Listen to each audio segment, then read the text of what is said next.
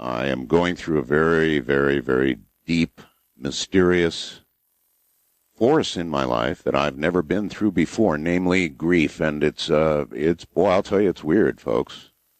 As you know, I'm sure you know, I lost Ramona, and I lost such a big part of me. So I go through these jags. They come and go like ocean waves, building and crashing, and surely I miss this woman of mine.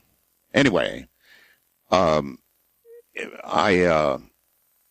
done a whole bunch of things. You may notice in the webcam photo that I look a little different, normally wearing all black.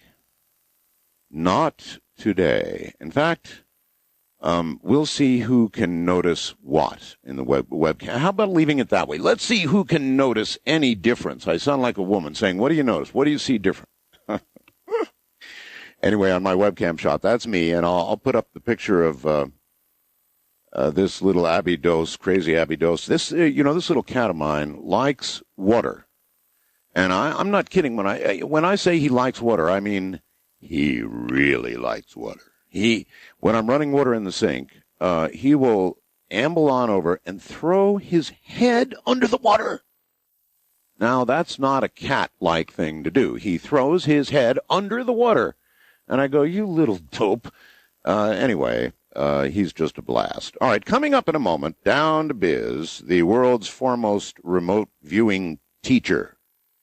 Edward A. Dames, Major, U.S. Army retired, is a decorated military intelligence officer, actually an original member of the U.S. Army prototype remote viewing training program, the one the CIA ran, remember? He served as the Training and Operations Officer for the DIA, the Defense Intelligence Agency's Psychic Intelligence Collection Unit, and currently serves as Executive Director for the Matrix Intelligence Agency, a private consulting group, the technical consultant for the feature film Suspect Zero. I saw it. It was a very good movie, Suspect Zero, worth seeing, believe me. A Tom Cruise, Paula Wagner production. Ed coached Sir Ben Kingsley, who was, by the way, superb in that part, and played the role of an FBI remote viewing instructor in the movie as well. Short, but, there was Ed. Tonight, we're going to be talking about a very unusual topic, actually, for Ed. Very unusual. We're going to talk about Bigfoot, and so I'm very much looking forward to that coming up in a moment.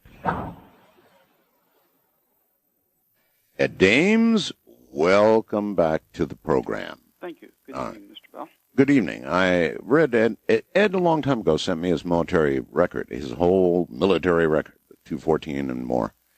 And he did everything he said he did in the military for the CIA. He remote viewed. Our government paid for it, about $20 million or something, I forget. Actually, that's not a lot of money, Ed, for the government. It's not, and I kind of squandered a little bit by using the military team to look at Enigma in those days, and got hit on the wrist a few times. I can clearly see that doing what you did, it would be impossible not to drift and want to look at, the biggest questions that man has. Indeed, and so I was a bad boy and used the team to look at a few things, and Bigfoot was one of them. I want to talk about Bigfoot because it provides some context for my capstone project, which is coming up in June after 22 years, and that's Project Starman. You've been talking about Starman since we've been interviewing, which is now a very long time. 9.4 years. 9.4 years. All right, buddy. So Starman's now about to happen. It is in June, first big field exercise. If that's a success, then I'm going to invite you on the next. All right, tell everybody what Starman is. They may not know. Let me provide some context first, because I think out of context it would be confusing. If that's okay with you. It's okay with me. And I'll start by talking about Bigfoot, Sasquatch. About 2 years ago, I mentioned to you that a team of my professionals took a look at this particular enigma. That we call Bigfoot. And when trained remote viewers, and there are many trained remote viewers now, when trained remote viewers focus and work using stringent protocols, when they take a look at Bigfoot, inevitably a trained viewer will sketch a long rectilinear device seemingly out in space somewhere. Device? A device, yes. Now, that doesn't sound like the hairy creature we've all come to know and imagine we love. It's intimately connected and associated with this phenomenon that we call Bigfoot, which led me to believe that this device that we've seen before in conjunction also with Chupacabra, El Chupacabra, this thing actually serves as some type of, we thought at the time, as some type of a projector assembler, taking carbon out of the this was our theory, that it takes carbon somehow and reformats it into something that looks like this thing that we call Bigfoot. And the device itself is connected with entities in a place that is very, very distant. Wait, entities, I've got to stop you there. Mm-hmm. When you say entities, do you mean as in extraterrestrial, or do you mean as in what we would consider spiritual? We actually we do not know. We can't even sketch them. In the military, we call them the controllers because they seem to run everything from galaxy to galaxy. We can't sketch them. The world that they live on, we would consider very hostile. It doesn't have an atmosphere. It's the terrain is broken. It almost looks like a moon, and yet they own a technology beyond our ken. Wow. And they are associated with this particular device that we thought projected things like the Chupacabra. Associated with, as in probably constructed and built? Yes. It belongs to them, and they use this thing to project these enigma down here. And that's why... You have talked in the past, Ed, on many subjects of projection. So this must happen quite a bit. I can think of three or four instances where you suggested some anomaly we looked at was actually a projection. Indeed. And because things like the Bigfoot leave impressions in mud and snow, it actually has a density, it has mass, but I thought it was a construct.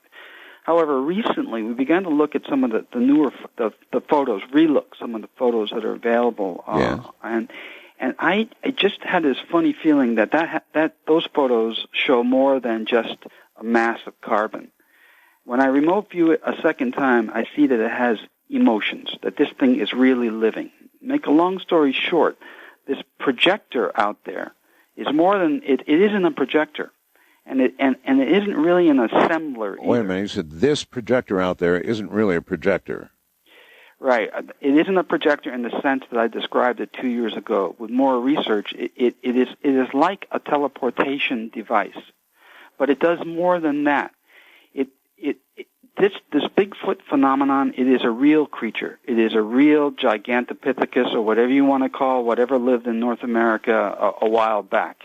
It's real, and it really is a representative of that particular species, a 10-foot-tall, sort of an ape man. So what I was interested in is where is this thing picking this particular Gigantopithecus up and transporting it into real time temporarily, because it goes away. I mean, the tracks disappear, and you never get to see one of these things. And no, it actually has what I think most of the people listening to this program would call paranormal aspects to it. It either disappears or it does something that, earth-trudging creatures simply wouldn't do. So there's an aspect of what we would call the paranormal. Agreed, and to use contemporary vernacular. But this thing, what I wanted to know next was, where is this teleportation device picking up this creature and transporting it from? And it turns out nowhere, that the thing is actually canned, as well as Chupacabra. The device itself somehow cans the essence of the creature and projects it. That's why it looks so lost when it's on the ground. Okay, any idea at all, assuming what you're suggesting is, or have viewed as correct, of the motivation of the creation force behind this thing out there, this, I kind of think of an obelisk out there in cold, dark space doing these projections. That's, kind of what you set up in my head for me. Yes, that's the hypothesis behind Project Starman. And any idea of the motivation? Yes. Oh, rock on. Yeah. The motivation is simply to be able to discern, to gain the insight, to develop a tool, a higher consciousness tool, to look behind this Wizard of Oz projection and see what is actually creating the enigma. And that is laying the groundwork. It's setting the groundwork for two things. One, it's forcing the development of a focused consciousness tool, in this case, remote viewing. It's forcing the development of a higher consciousness tool to see behind the enigma, behind this conundrum, this facade. And that, in turn, is setting the stage for contact with a higher intelligence, a la Starman. A la Starman, yes. Because what we found now is that we're able to, instead of building a device like in the movie and those kind of things, the protocols that are demanded are simply to go to a place that's designated as a contact area, which we did. We discerned this, we described it, we know where this place is, and we're testing that hypothesis in June. In June. Mm-hmm. And we have a spot in North America, in the continental United States. And it's a very unique... What is your expectation? What do you believe will occur in June? I don't know. What are your hopes? Are you talking about contact in June? I am talking about contact. My hope is intervention. I'm hoping that a higher intelligence will intervene on this planet because we're going down. There is that, Ed. And if we turn the conversation there, it's going to get kind of dark. But on the other hand, let's go there for a second. I mean, so much of what you have described ahead for us, Ed, is very dark. Correct. Very dark. And is it really your expectation that before the worst happens, there will be an intervention? I don't think there will be unless we can, corporately can demonstrate a higher intelligence ourselves. That's my belief, right or wrong. Well, then I think we're doomed. Negative. I think that I don't know. This animal called remote viewing that we pushed to the limits over the last 23 years, I think it's good enough to demonstrate that we can evolve into something that evolution's in the mind. We're not evolving biologically, and we're not evolving socially, that's for sure. Our technology... We don't seem to be. Our technology, as you mentioned, is indeed evolving. Perhaps it'll get to the point where the dummies running it will finally invent something big enough to extinguish us, either on purpose or by mistake. I totally agree. That is what I see, too. That is almost... that's the direction we're heading. And we've leaned so far in the material world that we've forgotten human potential. But Ed, why do you think or imagine that, for example, contact with, say, a Bigfoot, which you're saying is a projection, would lead you the next step or several steps of the way toward the intelligence that created this, and then contact that might warrant intervention? Because they know that you can see them. When you get behind the enigma itself, the projector, they know when you're looking at them, which means that we are talking 2001 monolith type of entities. They know that you can see behind the Wizard of Oz facade, and you can tap the wizard on the shoulder and say, I see you. That changes everything. It changes the relationship of people to them, to the what we call the controllers. And then something else is going to change, and we're hoping that contact will demonstrate that. Well, it's pie in the sky, but we've worked 23 years to do this, and let's give it a shot. And short of that intervention, short of success and real contact and intervention, the hope for mankind is... it seems to me, if half of what you have predicted comes true, slim and none. I agree. In fact, I have to pull the plug on this project, and because I'm being pressed to the wall to look for on the nuclear terrorism issue. So this is the... Wait. You're being pressed to the wall by Who? Several countries, actually. The problem that we had in intelligence, and I worked at celestial levels of intelligence, Office of Secretary of Defense, and I had all the clearances and the tickets, worked in all the really sexy black projects. We couldn't find a nuclear terrorist device if it was just no way. I don't care how much money you poured into the problem. Why not? Find it.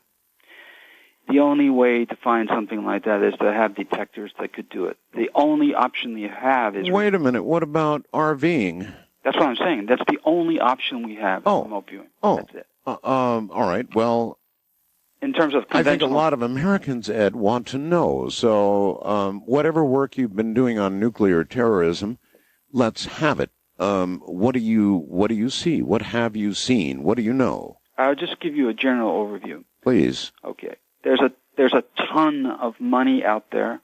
There's a ton of hatred towards the U.S., and there are unscrupulous people in the ex-Soviet Union who have things for sale. You put those three elements together, and you have the sum of all fears. That was slick. The sum of all fears. Yes, it is indeed the sum of all fears. And so... tell me, Ed, is there one or two or more loose yet from the old Soviet Union, from Russia? I cannot talk about that, Art. Yes, you can. No. Sure you can. There's two problems. One is you have devices that are already fabricated, and two, you have devices that can be fabricated, which are much more difficult. And I'm just saying that the market is there. Well, we all know they're fabricated. They've been fabricated for years. They've existed for years, and we know the old Soviet Union, now Russia and elsewhere, it's leaky, and there's probably going to be some sold. I want to know if they have been, Ed. I can't talk about it, Art. I really cannot. Cannot talk about that. And why the hell not? Because it tips our hand.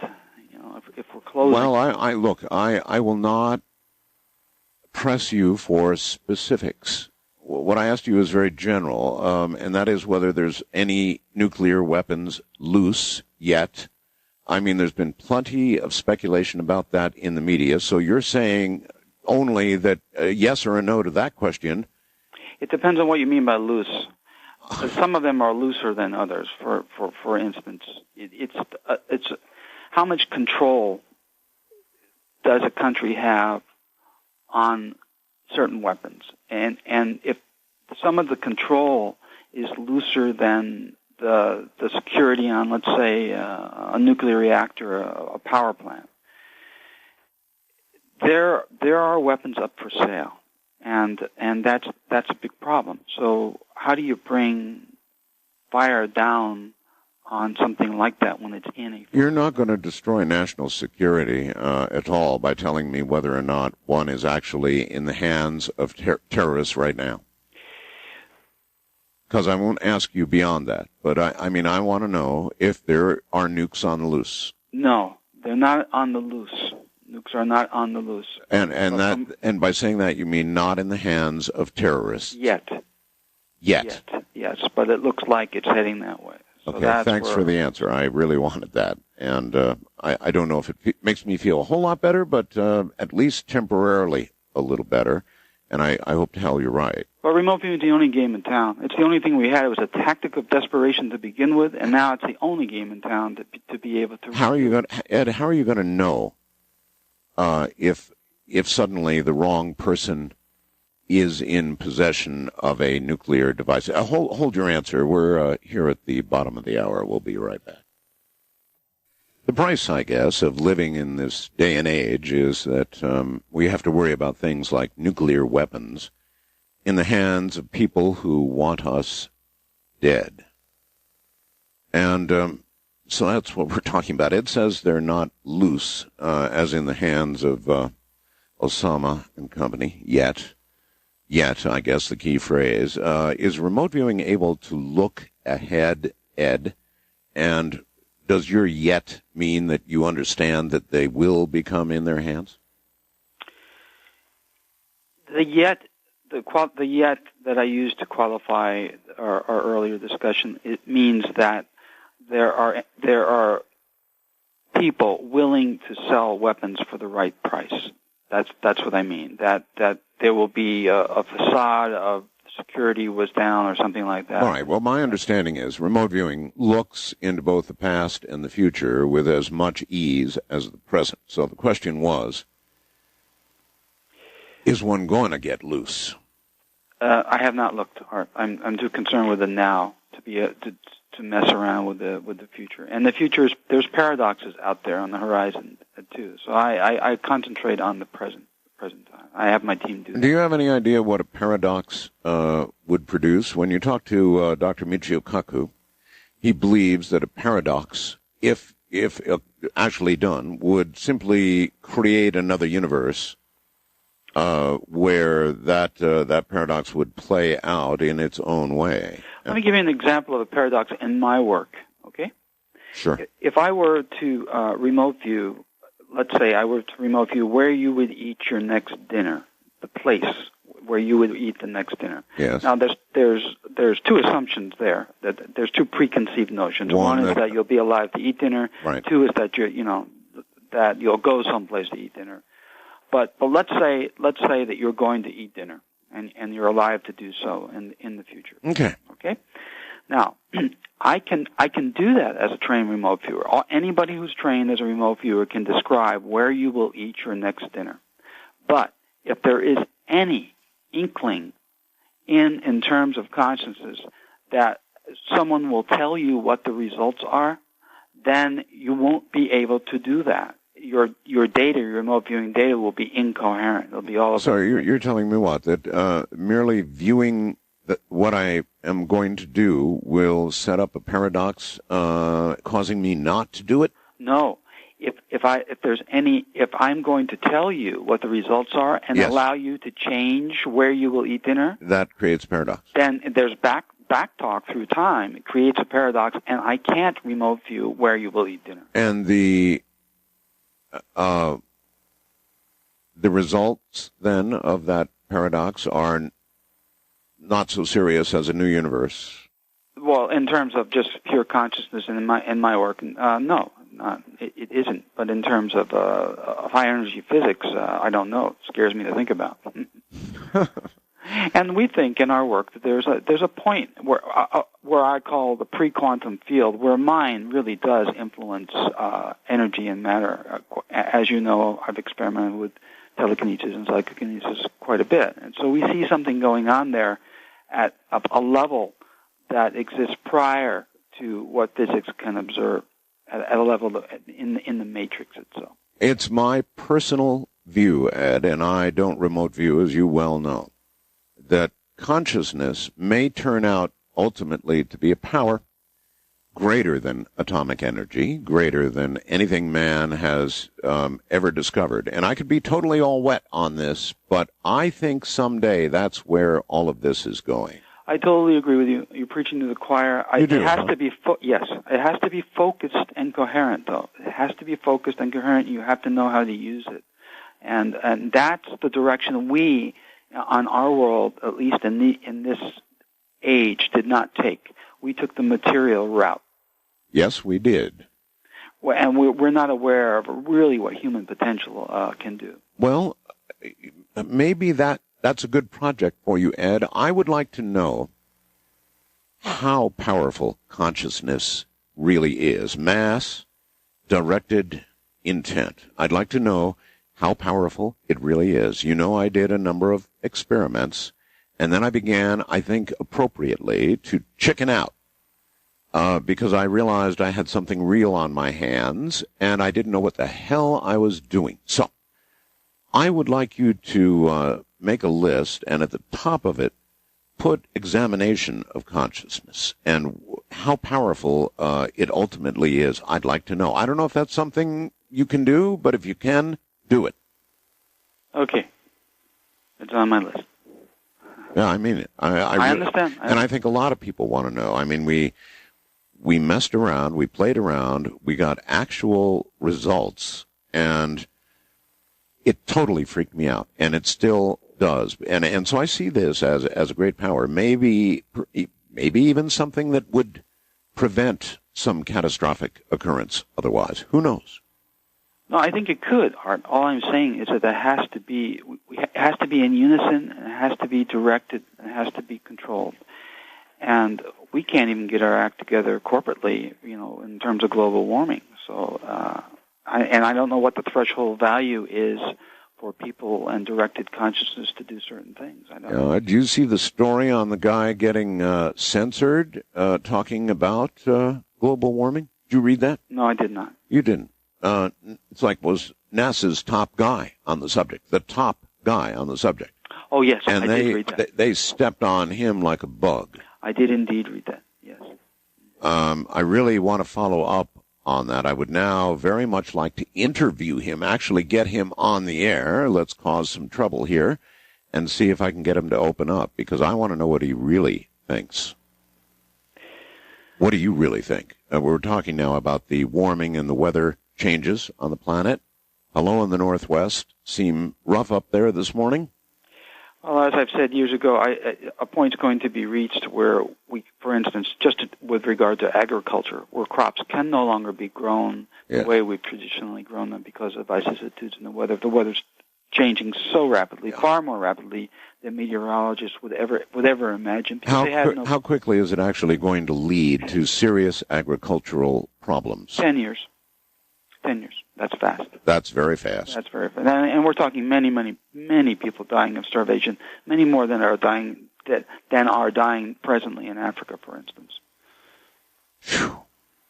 Water, for instance. Well, the water is the problem. There's just not going to be water where it used to be. Nations will fight over water. Mm-hmm. I can see that coming. I can see fights over water.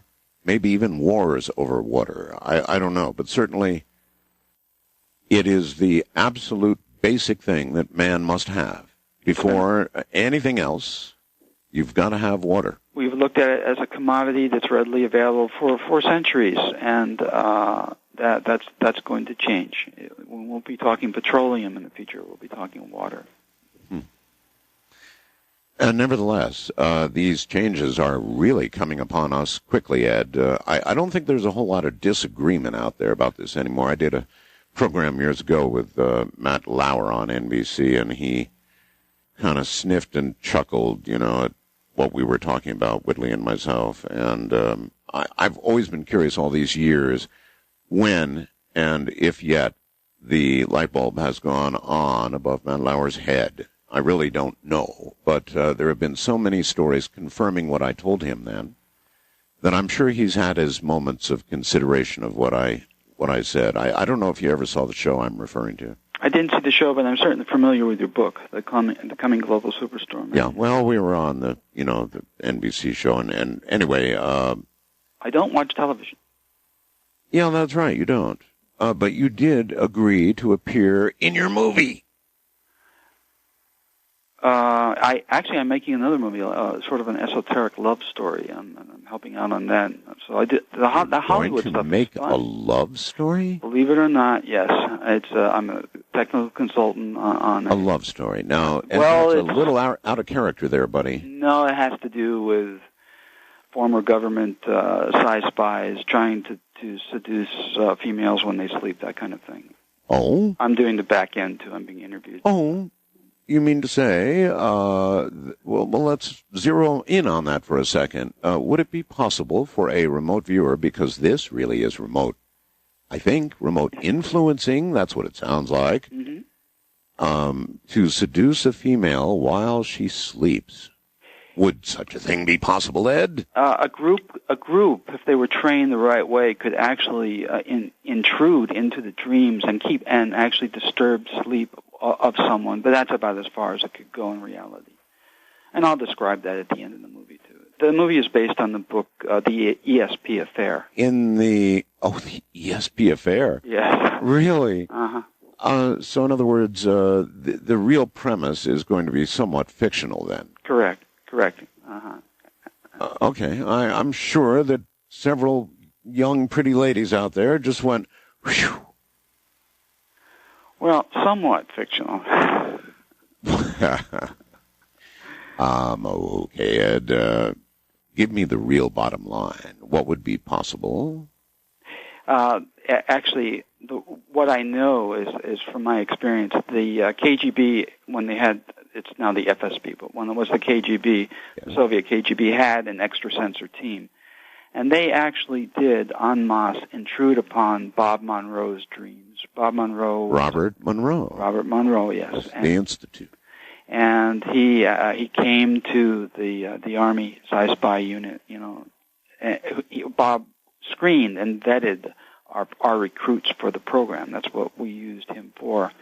But the Soviets thought that he was in charge of the remote viewing program because we were sending so many people down to Nelliesford, Virginia, to experience things like out of bodies and altered states. So you used the Monroe Institute officially? Is that? I don't think that's ever. It was unofficially. It was unofficially. Yes, And Robert was read into the program, and we sent potential recruits through the Monroe Institute, the Gateway program that Robert had put together, and we then interviewed them when they came back. All of them, Ed? Yes. Wow. That's a headline. Including myself. Including yourself? Yes. You went through the whole Monroe Institute program, is that correct? I went through the program with Paul Smith. Paul Smith and I roomed Really? at the time, yes. Really? I've never heard this before. What were the results? Well, we're not talking remote viewing here. We're talking about attempting out-of-bodies and altered states in order just to experience a side of ourselves that, for me, it was unconscious. What's an unconscious? Oh, no, I see the connection. I mean, I see why that training would be valuable in what you do. And so for you, what were the results? Were you able to achieve out-of-body? I wasn't able to achieve out-of-body, but I did discover that there is a part of people, and this was totally new to me, that there's a part of ourselves, our personalities and our essence that exists in another realm. Essentially, it's as if a part of us, a doppelganger, was somewhere else operating all the time, meeting people that in reality our physical being would meet, let's say, 5 years from now, right. Meeting them now and in this particular time, if that is even relevant. That there's something that goes on totally outside of our awareness, our conscious awareness. And that's what I ran into, validated by other people, saying, I saw you in an altered state, talking to this person over here, someone who I would not meet for 5 years, for instance. So describe to me the benefit that you felt there was for people who were going to do the kind of work you did in going to the Monroe Institute. How does it relate to, or how does it benefit remote viewing? It expands your reality. It expands your reality, and it validates the fact that consciousness is, well, as Bob used to say, you're more than your physical self. It validates that quite a bit. And boy, I hope that's correct.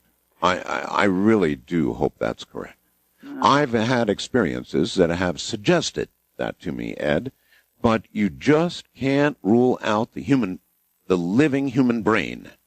No, but when others validate that for you and say, I saw you, for instance, when I was in an altered state, I saw you talking to this particular person. I know. And then 5 years later, when it exactly matches, those kinds of things, you begin to actually, you can almost perceive other people, this other realm, which is very bizarre, actually. But you know that that the dimensions, the parameters of what we think we are in terms of conscious awareness go way beyond what most people in their day-to-day life think. Yeah, I hear you. I've really got to do more interviews on out-of-body. I'm going to line up, I think, a couple of guests on out-of-body. I haven't done that in a long time. And now, I tried to train that, of course, because that was desirable. That was why I went to, as the operations officer for the Spy unit, what I wanted out of that training was to be able to train this so that we could use it for intelligence collection. Well, all I can tell you is this, Ed. I interviewed a whole bunch of people on out-of-body, and there were many confirming real-world stories that, yes, somebody saw me 2,000 miles from where I was. There was a conversation. I was there in a sense that they recognized, and, in the real world, some of this you could nail down. I mean, it does seem real. This out-of-body thing does seem real. It's real, but we just couldn't control it for military use. That's the problem. For instance, if I would say, yes, okay, Private Wilson, I come back from an altered state. What went down? Can you tell me about this transporter erector launcher in this woods in Czechoslovakia? Oh, sir, well, no, but man, it was the greatest thing in the world. I said, Wilson, I really need the information about that. Tell. And the experience was so profound that they would forget the details. By the way, most of those that you trained, Ed, were they privates, or were they almost all officers? They were a mixed bag. They were senior non-commissioned officers. They were Army civilian intelligence operators, and they were officers. Got it. All three. All right. It's a short hour, Ed. It's almost over. And as always, I want to give you a chance to plug whatever you want to plug right now. I'm a teacher. I'm a professional educator. I teach on the web at learnrv.com. And if you're interested in the products themselves, there's a toll-free number to dial. And you can buy those products, and you will learn remote viewing. Well, go ahead. Give your toll-free number, for heaven's sake.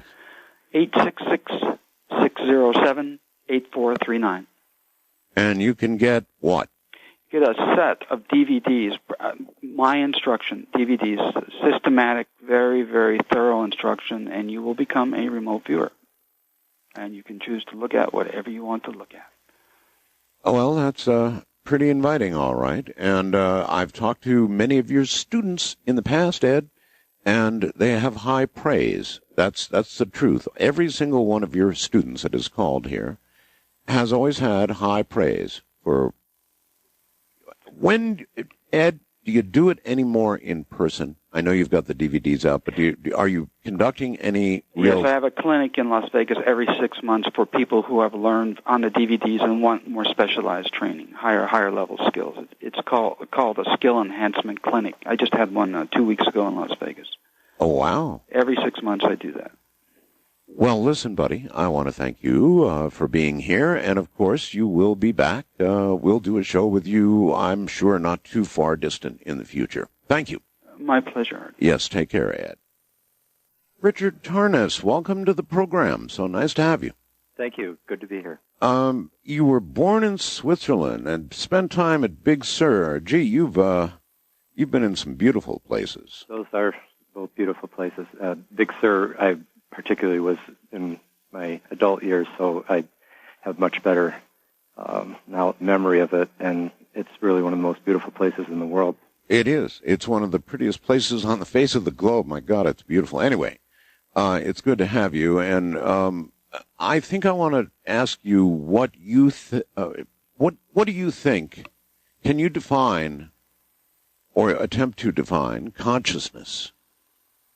Well, you don't start off with very difficult questions, do you? No, I don't. I just you'll have to put up with me.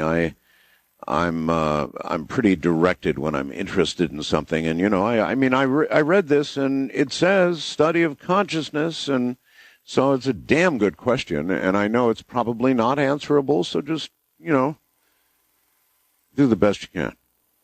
Well, I think, first of all, if consciousness is a mystery, it's something that we all are experience in our every moment. It's what we're embedded in a sense.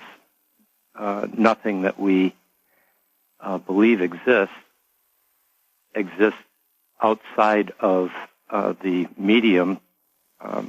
Everything that we experience is experienced through the medium of consciousness. So you bet. It's a kind of oceanic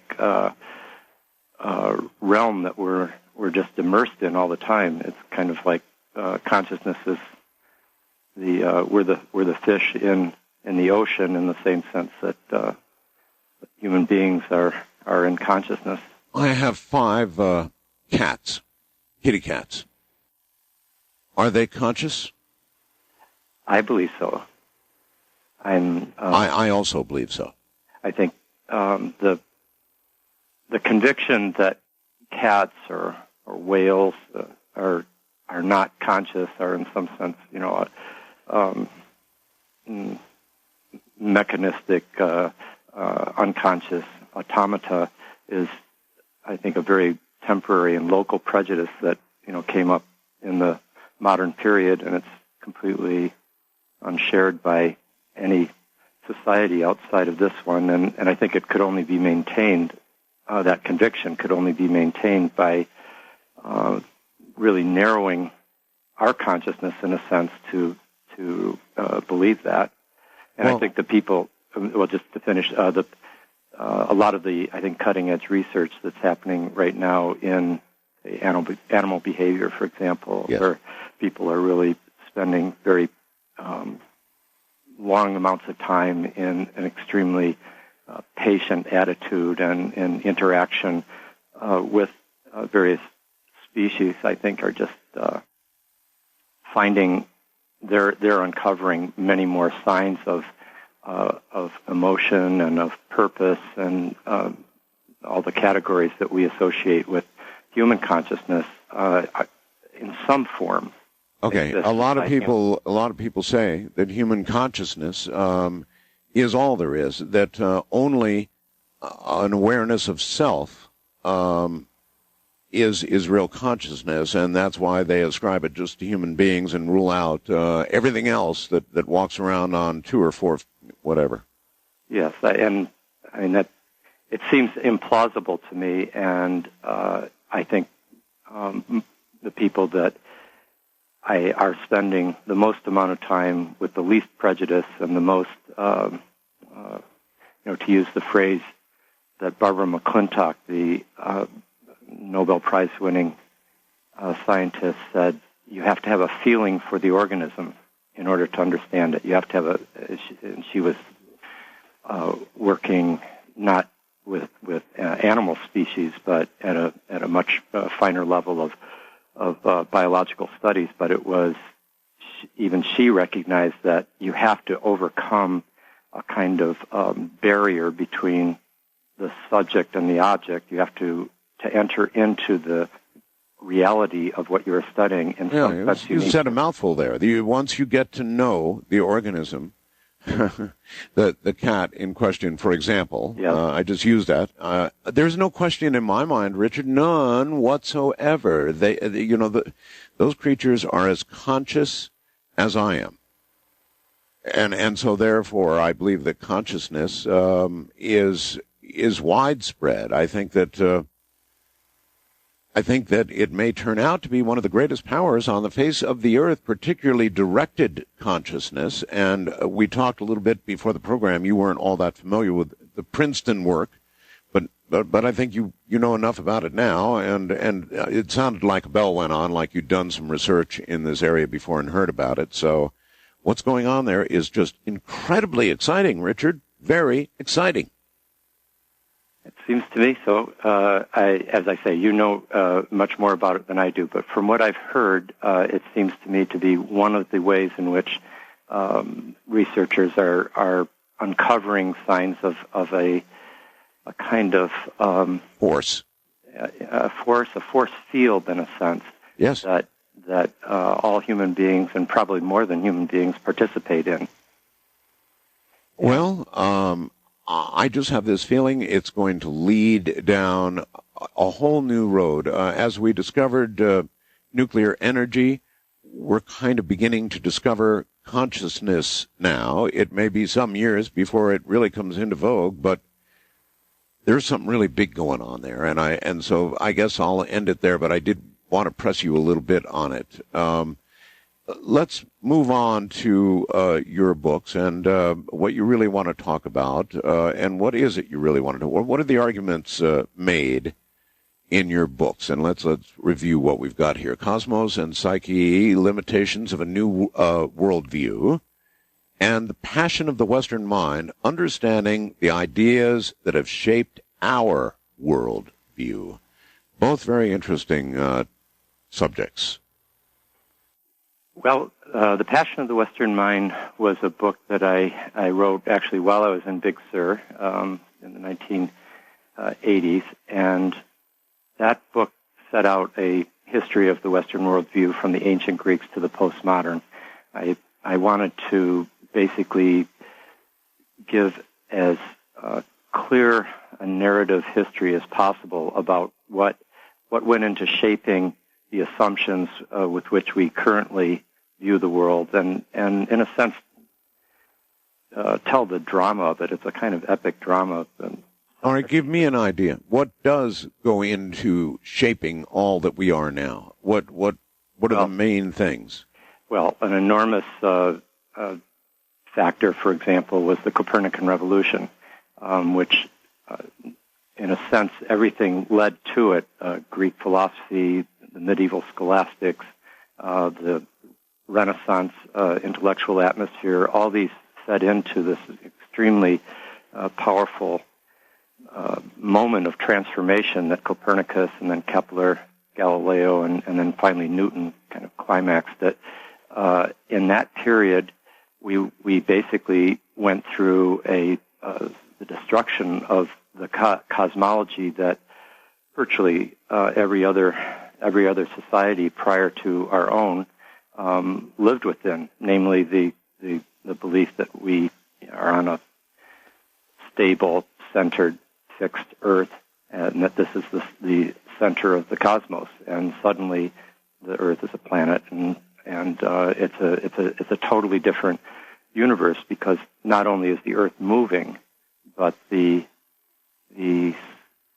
entire view of the cosmos as as embedded with meaning and purpose that somehow human beings could know, understand, participate in, that was radically transformed to a new universe, which eventually brought forth the idea that the universe has no intrinsic meaning or purpose. It's a random mechanistic phenomenon, and human beings are a kind of oddity, isolated oddity of consciousness. And to continue the theme that you began our conversation with, the outcome of the Copernican and then the scientific revolution, more generally, is a worldview in which human consciousness experiences itself as being so singular, so unusual, such a kind of random accident that has popped up in a world that is seen as being intrinsically unconscious and purposeless and impersonal. Uh-huh. So that's we all grow up, growing up in the 20th century with our modern educations, we all grew up within a universe in which our deepest psychological and spiritual aspirations and needs and so forth were viewed as taking place inside a cosmic container that was entirely indifferent to those aspirations. And this is that's the basis of the whole, existentialist crisis of the modern period. Are we ruled by planets, by the sun, by those masses that circle with us and about us and around us? In other words, we're headed down this astrological road, I guess, astrology, it mentions here. So that's a straight-on question. Are we ruled by these bodies? Is there really something to astrology? There certainly seems to be, at some level. There seems to be. So, and many people are devoted to it as giving the answers to, important life questions, where certain planets are at certain times in the sun. Are we ruled by those things? I think that's probably too cut and dry or simple a question to give a cut and dry, simple answer, but I could give a response that reflects more the.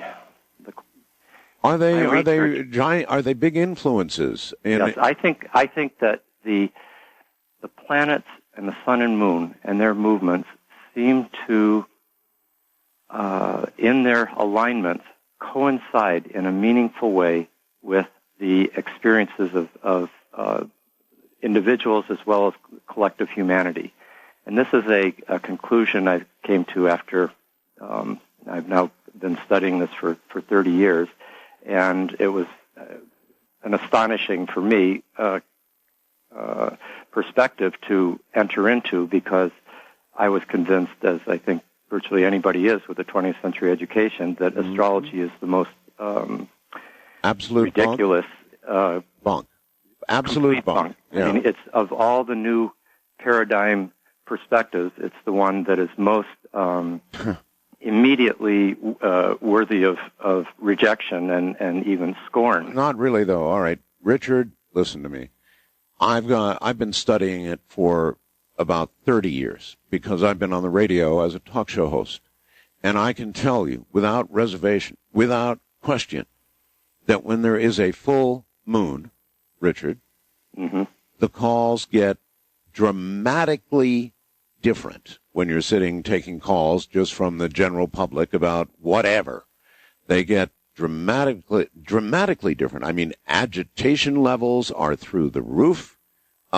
People get sort of a little bit manic. There is, without question, anybody who works in a hospital can tell you what I'm saying is true. So there's no question about it. When the moon is full, it affects human beings, period. Yes.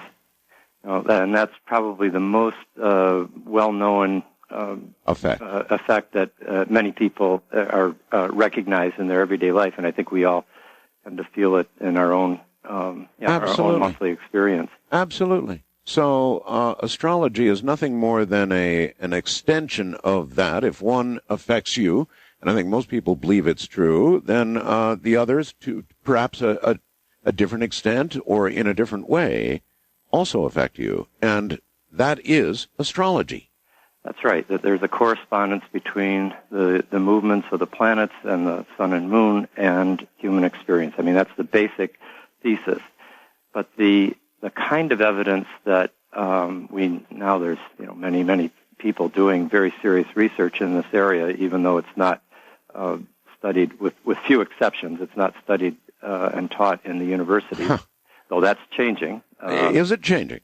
Yes, there's several quite good programs that have emerged in England at Bath Spa University in Bath, England. Really? There's a program there, and here in the United States, I and Stanislav Grof have been teaching courses in this at the California Institute of Integral Studies, as well as at Pacifica. There's also a Kepler College in Seattle, Washington, that built a whole kind of classic Renaissance so what's old is liberal education that's centered on astrology, much as it was. So what's old is new. In other words, it's back in vogue to be studied. I've been to the Vatican, and I remember walking in a very important building, and at the Vatican, and seeing this giant monster globe that was divided into the signs of the zodiac, Richard, and it stopped me in my tracks. I went, my God, I'm in the Vatican, and here are the astrological signs on a giant globe. And it just hit me like a rock.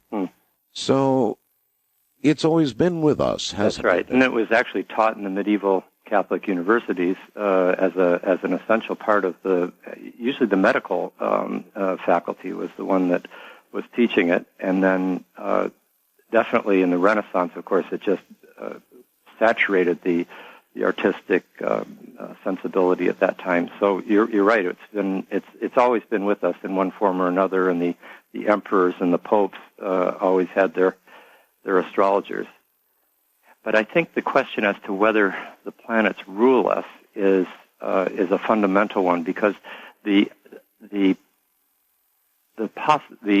issue of determinism or fatalism, where somehow where the planets are when we're born fundamentally rules our existence in a way that we're unable to do anything about, or the idea that where the planets are at any given time affects me or affects the world in such a way that we that we're sort of helpless puppets. Puppets, yes. Yeah. Do you don't believe that? That's right, and I think actually a sound knowledge of the correlations, of like knowing what kinds of things tend to happen under what kinds of planetary alignments, actually is a liberating rather than an imprisoning or constraining. All right, we're at a break point here. We have to break, okay. Richard. So hold on right there.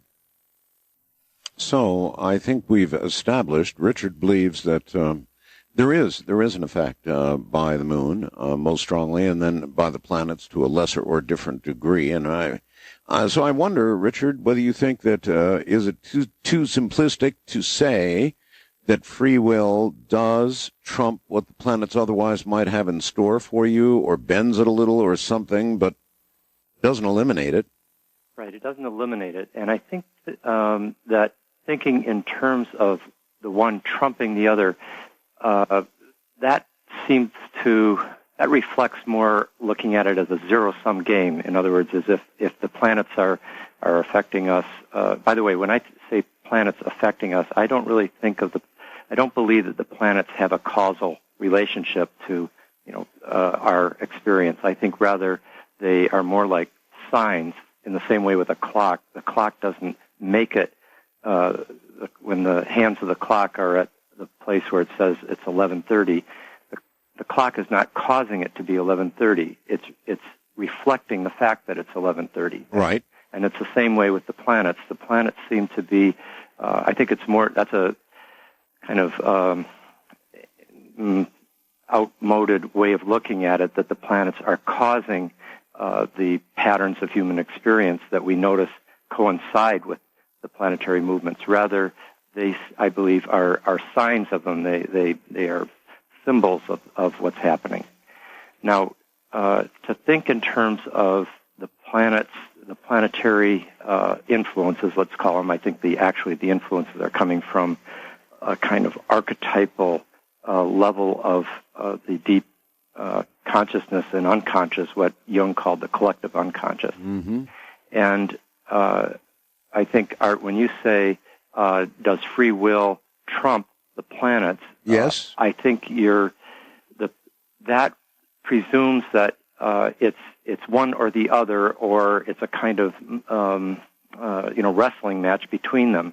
But if one instead looks upon these archetypal forces, to use a Jungian frame of reference, it's more like the human being can play a more or less conscious role in participating in how they are expressed. Well, let me drag it down probably a little bit by saying this. I'm a Gemini, Richard, and I've read several good books that describe the general traits and personality aspects that can be expected of a Gemini. And I must say that the general truths listed for a Gemini, traits and so forth, seem incredibly convincing. In other words, when I read my sun sign characteristics, it nails me to a T. Mm-hmm. Now, that does seem like a strong force. I mean, it seems like a strong, established truth of some kind. That's it doesn't right. mean No. It doesn't dictate any specific behavior at any specific time, but That's right. darn, it seems real. Yes. No, I'm not in any way doubting its reality.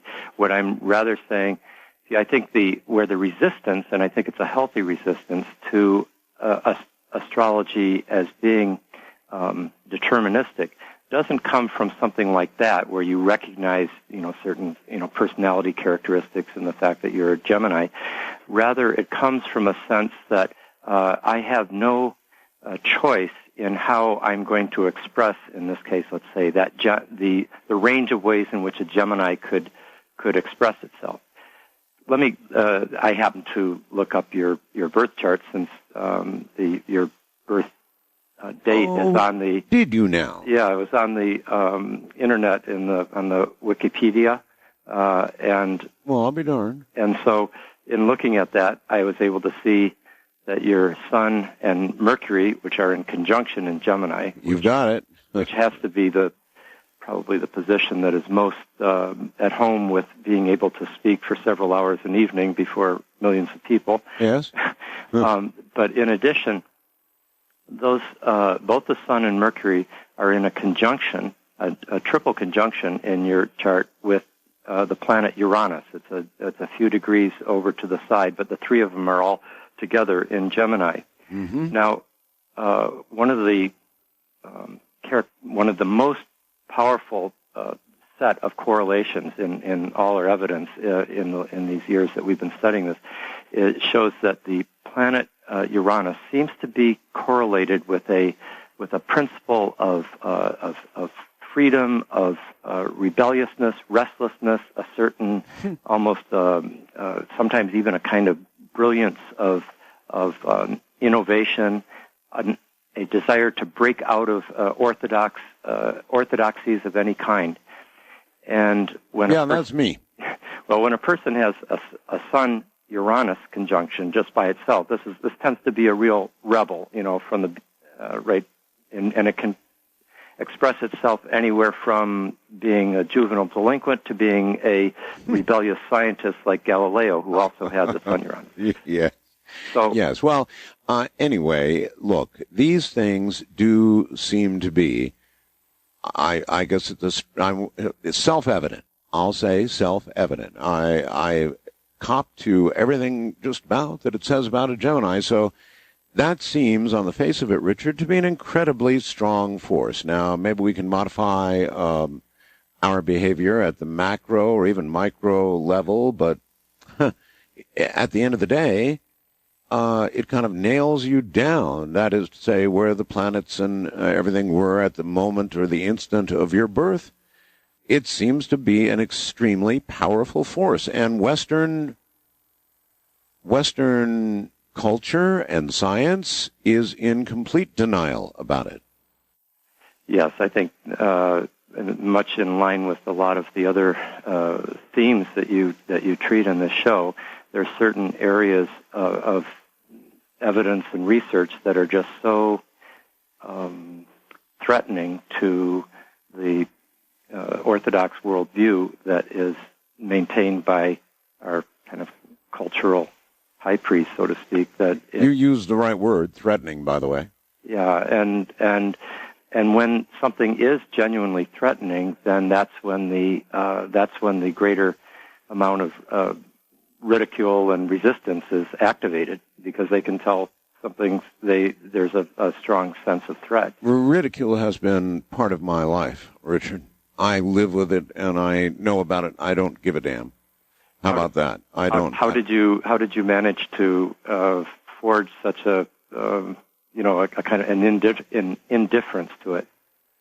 I'm not sure. I guess 20 or 30 years of exploring areas that people considered either ridiculous or dangerous or I don't know, a whole variety of things. I mean, it's just been tossed at me so much that I've formed a force field around myself. And I expect ridicule. It's part of what I do. I don't care. That's very admirable. I don't know if it's admirable. I just don't care anymore. I'm going to explore the areas that I wish to explore, whether anybody likes it or not. I guess that's a pretty bad attitude, huh? Well, it seems to me you've managed to come up with sufficient armor that you can yes. Make your way through life so that you're doing what you're. Yeah, in other words, the armor was necessary, Richard. Yeah, yeah, no, I can believe it. Yes. So, how then should what should our attitude be about this knowledge that, we're kind of what we are, and yes, we can move around within that realm, but not all that far from it, really?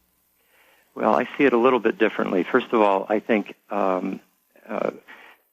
recognizing that there is a relationship between, my experience and who I am and where the planets were when I was born and where they continue to go in the course of life in relationship to my chart. That's what's called transits.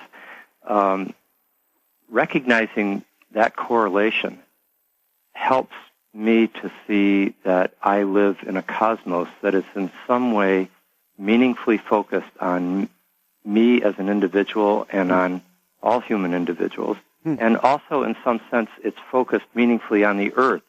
And this gives a whole different sense of that, what we live in is a different universe than the void of meaning that we're taught that we live in.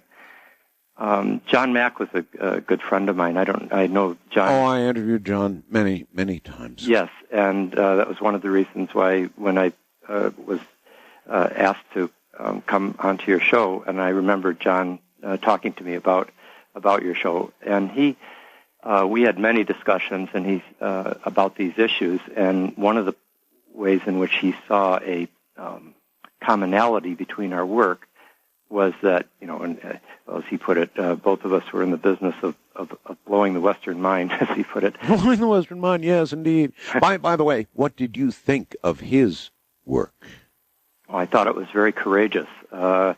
He was an extremely sympathetic. He was a person who had a deep heart, and he listened to people who were telling stories and sharing their experiences that were just outside the bounds of what was allowed to be possible for any other psychotherapist. And he had the courage and the compassion to listen to them.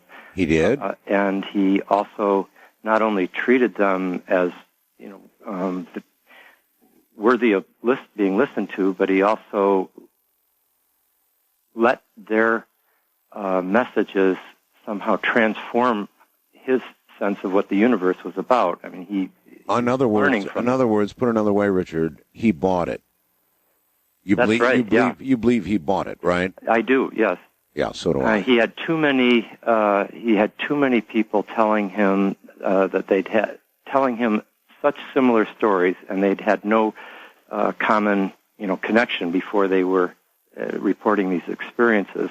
Now, I think in terms of his effectiveness in the world, he might have been a little bit more effective had he been able to maintain a slightly more distanced or slightly less obvious. If he didn't seem to have bought it quite so obviously, I think he might have been more effective, and I think that's where... Yeah, but he'd have been less honest. Look, he bought it. He believed what he heard, and so I'm kind of with him on this. I understand that you're saying in the real world, perhaps he would have achieved more credibility by seeming to keep more distance, but that would be sort of intellectually dishonest, right? Well, there's two ways of doing it. One is I'm not suggesting that he would say anything that he didn't believe, but I'm saying that if he was too passionate for you, huh? Well, not for me. Not for you. No, for the rest of the world. Remember, we both came out of Harvard, and yes. I watched what happened to him at Harvard, and he suffered, basically a kind of stark court. He did. And in order to, I think, when he began his work, he used the phrase, this is an authentic, that is when he began his work with the abductees. Yes. He said, this is an authentic mystery. He said, we don't, they bear all the symptoms of having actually had these experiences. So something is going on, and what it is we don't know. Right. But something is going on, and these people bear listening to with very seriously. So I think that starting point was very effective, and I remember that when he used that phrase, it was even published in the Harvard. But can't you understand, Richard, how that for a researcher like him, when it passed the bar of whatever skeptical entry he made into it all, when it really passed that bar, and he became convinced that this is really going on, then I don't know. I guess I can understand the kind of passion. Yes, no, I can fully. I mean, basically, I've gone through the exactly parallel situation with my own research in a similarly controversial area, and I too have come to be convinced of something that I am now passionately willing to put my himself behind, And, yes, but as I listen to you, I hear great caution in much of what you say, and so your survival in the academic community, I think, is much more assured than his was, right? Well, that's to be determined. But, you mean there may be trouble ahead, Richard? Well, I'm not worried about. He was teaching at Harvard, and that was a more difficult situation to be in. I'm in the West Coast with a more liberal surroundings and people. I mean, my classes in this area. Yeah, but they're listening to you all over the country, though. Right now, for example. Sure, but they can't fire me. Anyway, my main point is that I fully sympathize with why John became so passionate about it. I think that he might have just been a little bit more measured in that one book in particular, Abduction. I think that was probably the one that a little more circumspect. Yeah, a little bit more would have been more effective or politic, but that was John, and one of the things that made John a great man is that he fully went into whether it was anti-nuclear activism, yes, or the work that he did even as a biographer of D.H. Lawrence when he won the Pulitzer Prize. Well, Richard, what made him effective on this program was that he was so damn passionate about the whole thing. It had passed that bar. It was obvious that he believed there was a real phenomena going on here. I mean, it came through loud and clear. So that made him a real hit with radio audiences for good cause. Yep. Well, the reason I brought up John was that both John Mack and I were convinced that the belief that is so widespread in the modern scientific community that human consciousness is the only consciousness around is a delusion, and that it's and that in fact that there is forms of intelligence that transcend the human, that are around the human, that the cosmos itself seems to be informed by an intelligence, and the form it took for him was especially through the conviction of the existence of extraterrestrial intelligence. But he also was, very much into the research that I was doing as well. We often discussed his, birth chart and transits and the other astrological research that I'd been doing. Was he able to convince you that there was an extraterrestrial presence, and that is what was being experienced? Did you become convinced of that yourself? Yes, I was, and I had a I'd read enough of that kind of material beforehand, and that I didn't have any strong resistance to it. So when he started telling me about it, I felt that this was something that it wasn't a shock. In fact, it was more of a shock for him than it was for me when he first was entering into it. All right, here's a really good question. This is really a good question. Richard, welcome back to the program. Let me plug your books again. The Passion of the Western Mind, Understanding the Ideas That Have Shaped Our Worldview, and Cosmos and Psyche, Intimations of a New World View. So anyway, Richard, I loved President Reagan. I thought he was one hell of a president. I really liked him. But that issue aside, Nancy Reagan, his wife, consulted, it was widely known, she consulted an astrologer at every critical juncture of her husband's presidency. If it was not the right time for a summit meeting or not the right time to address the nation on a certain subject, then it wasn't done based on astrology. I mean, that's pretty well known, Richard.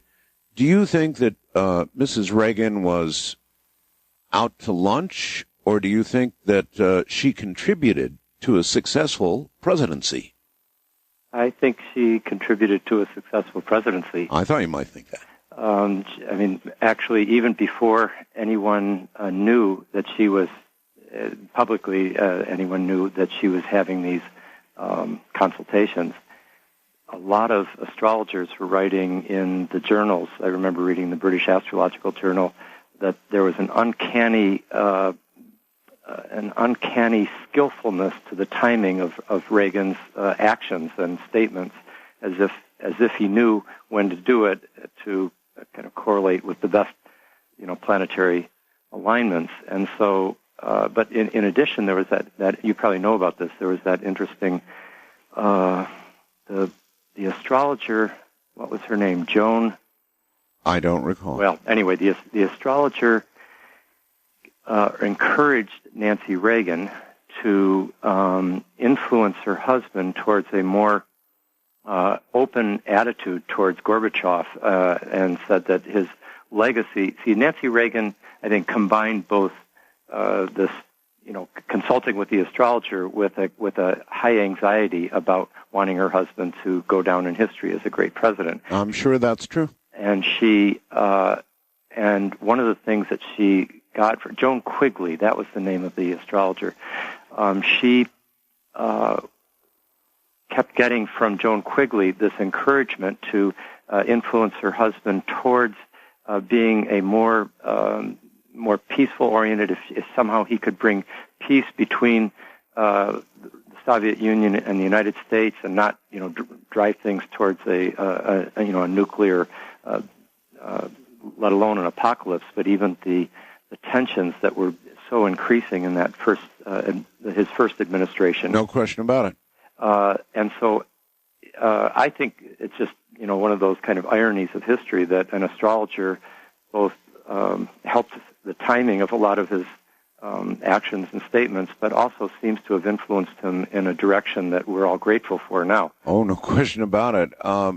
Richard, how, you might not know the answer to this, but how big an influence did that astrologer have on our national policy? At that time? Yes. Well, it was subtle, and there's 100 other factors that were going into what that policy was. Well, but I'd say that moving from the brink, virtually, to let's bring it all down and change it, even though we have current world day horrors, the horrors of the world aren't gone, by God. But the Cold War is over. Yeah, the Cold War is over. And it happened on his watch, yeah. and you obviously believe then that astrology moved him in that direction. It was one of the influences, and I suspect it was a larger influence than any of us knew at the time. Yes, that's what I think too. And the advisors who have written about it since, it just drove them crazy that this astrologer had this influence on Nancy Reagan, who had the influence on Reagan. I know. They made a big deal out of it, and would you say that you would feel safer with any president who is taking the advice of a competent astrologer? There's a tricky question. I'll get you in trouble like John right. before it's over. I think a competent astrologer who also had a good, a good heart and a good political sense, and was discerning in a number of ways, would definitely be, I'd feel, much better than if they didn't have it. But it's so easy. Astrology can be abused as much as any other. Of course. I know. I said competent, and I'll add moral, ethical. Yeah. Okay. Well, if you put those together, then I think it would be a great addition to not only addition, it would deepen the perspective. It would be a more skillful way of formulating policies, and the world would be less likely to blow up. I would think so. There's an expression from the ancients that's come down, a sentence. It said, a sagacious person improves the workings of the heavens as a farmer improves the workings of nature. Huh. And so there's, and one of the, what that dictum was trying to say, among other things, is that by knowing the state of the cosmos, by understanding the archetypal dynamics of that moment, one is in a better position to be able to live intelligently and creatively, knowledgeably in relationship to the whole, rather than be, in a sense, kind of blindly acting from an unconscious position. Well, in most ways, other ways, Nancy Reagan was an extremely strong, sensible, aware person who you would not think would be given to flights of fancy, which is how many people would describe taking the advice of an astrologer. I mean, it just seems mysterious that she would get in that direction. Do you have any behind-the-scenes story about how she got to where she put that much trust in astrology? I think it comes from the years that she spent in Hollywood. I mean, Hollywood and California was generally much more, California generally and Hollywood in particular was a place where astrology flourished. And in the years in which she was, in her younger years, she consulted astrologers, as did many actresses and actors. And why do you think it's of specific interest to Hollywood? Why do you think it's of great interest to Hollywood? That is curious. Yeah, I think, good question. Maybe, I think just generally speaking, there was a kind of larger kind of metaphysical flexibility out here on the West Coast. Well, yes, I suppose, yes. So there's that, but then also people in the arts generally are more at home in the world of the imagination. And that's a good answer. And the imagination is an essential part of discernment of astrological understanding. I'm not talking about imagination as a mere subjective fantasy that's being projected out there, but rather it takes in the same way as a great artist like Shakespeare draws upon the imagination to create very compelling works, an astrologer requires an imaginative intelligence to be able to see patterns and recognize them. That's okay. That's a very good answer. Okay, but Hollywood aside, and the West Coast even perhaps aside, otherwise in Western culture, it's been so marginalized now over the years, astrology, that it's hard to see, despite the anecdotal bits of evidence you gave me about where studies are going on, that it's really going to make, there's going to be a renaissance. I don't feel like there's, a renaissance just around the corner. Do you disagree with that? No, I don't think it's around the corner. In fact, I think we're probably going to go through, and just apart from this particular question about astrology, just generally speaking, we're in a pretty dark period in the world. There's a lot of, I don't have to say to anybody just how much tension and violence, and also we're dealing with extremely difficult ecological situation that is almost everything that the current powers are doing is worsening it. So the direction we're going seems to be one in which we're probably, unless there's some very major changes made very quickly, we'll probably be going through some pretty powerful destabilizing circumstances. Couldn't agree more. It's kind of a different subject to be off on, but I guess I can't resist.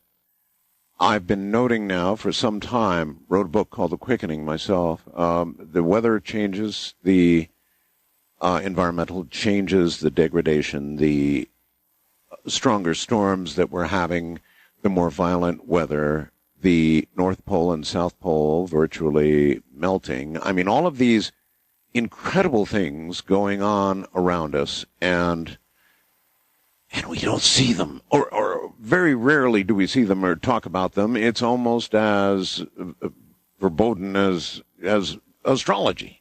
That's right. Yeah, it's a huge blind spot, and I think there's thousands of people like us who are aware of it, but unfortunately those thousands of people are not editors of the major media. That's right. That's right. There are some stories that get out. I mean, the top guy at NASA is getting clobbered right now. I'm sure you've probably read about that, haven't you? Yeah, and I want to interview him. I'd love to get him on here for about 3 or 4 hours and just get him to open up, because there's a lot there, and it'd scare the hell out of you. Yeah. Fortunately, I just read today that in the New York Times that the head of NASA has basically said we need to be transparent in NASA, and that the kind of suppression that has happened in the past, he's calling for a different culture. We'll see how much that is enacted, but at least it was the complaint that the scientist made has registered in a certain way, at least. Oh, I'm sure it has. And again, I would like to get him on the air, and I think if he was really willing to open up, that we would have one hell of a show, because you'd hear a lot of things that just haven't been said yet. Maybe he's the kind of guy like Mack, maybe like you, Mack anyway, who's got enough passion to just say the hell with it. I think we'll have an open, free discussion about what's really going on with the American people. I'd like that. It would be a healthy thing. Yes, indeed. Well, anyway, back to astrology. I guess that's our center topic tonight. Again, I'm asking: is there any chance of a renaissance, a real renaissance? Yeah. Well, I think something that might be helpful for me to insert here into our conversation is in the book that I've just published now, Cosmos and Psyche. Yes. That is the book that sets out the hundreds of pages, actually, of astrological evidence, that is, of evidence showing correlations between planetary alignments and human history.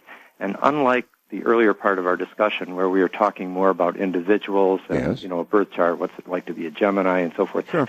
This is much more focused on the book itself is actually focused on the bigger picture of what I call collective archetypal dynamics, and what world history goes through these large epochs in which a whole culture or many cultures throughout the world seem to become informed by a particular, like the zeitgeist, a certain spirit of the time.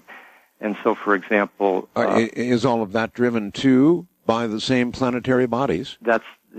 I had a feeling that's where you were going. Exactly. And, for example, from 1960 to 1972, there was a conjunction of two of the outermost planets, Pluto and Uranus, were in conjunction. The only conjunction of those planets in the 20th century, and those planets have the archetypal meaning. When they come together, their meaning has to do with a tremendous empowerment of this Promethean impulse towards rebellion and freedom and innovation and radical change, similar to what I was talking about in your own personal chart, because you're born with your sun on Uranus in right. that conjunction.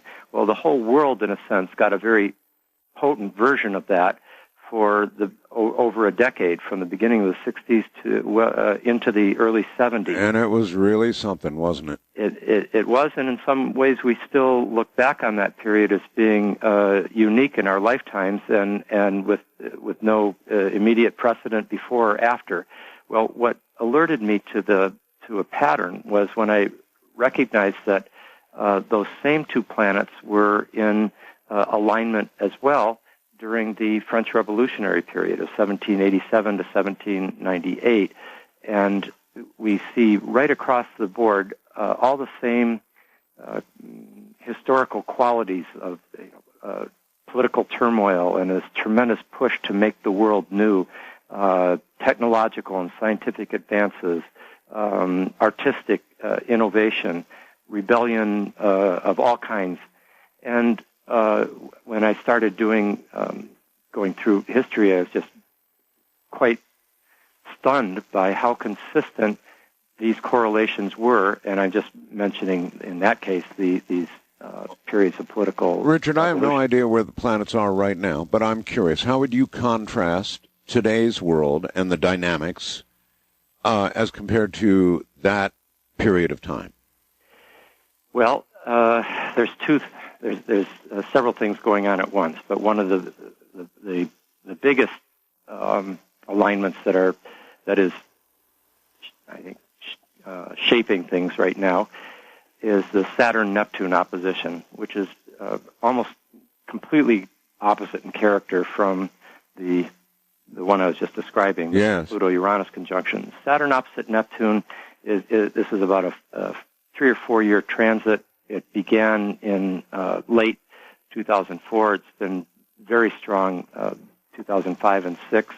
We'll go on for another year or so. And its meaning for the world? And the meaning has to do with, usually it accompanies a period of often a sense of social and even spiritual malaise, a kind of sense of uncertainty, often a discouragement, a sense of a great gap between one's ideals versus the hard facts of reality, which can often give at times even a sense of depression and grief can accompany those periods. At the same time, there's a great deal of focus on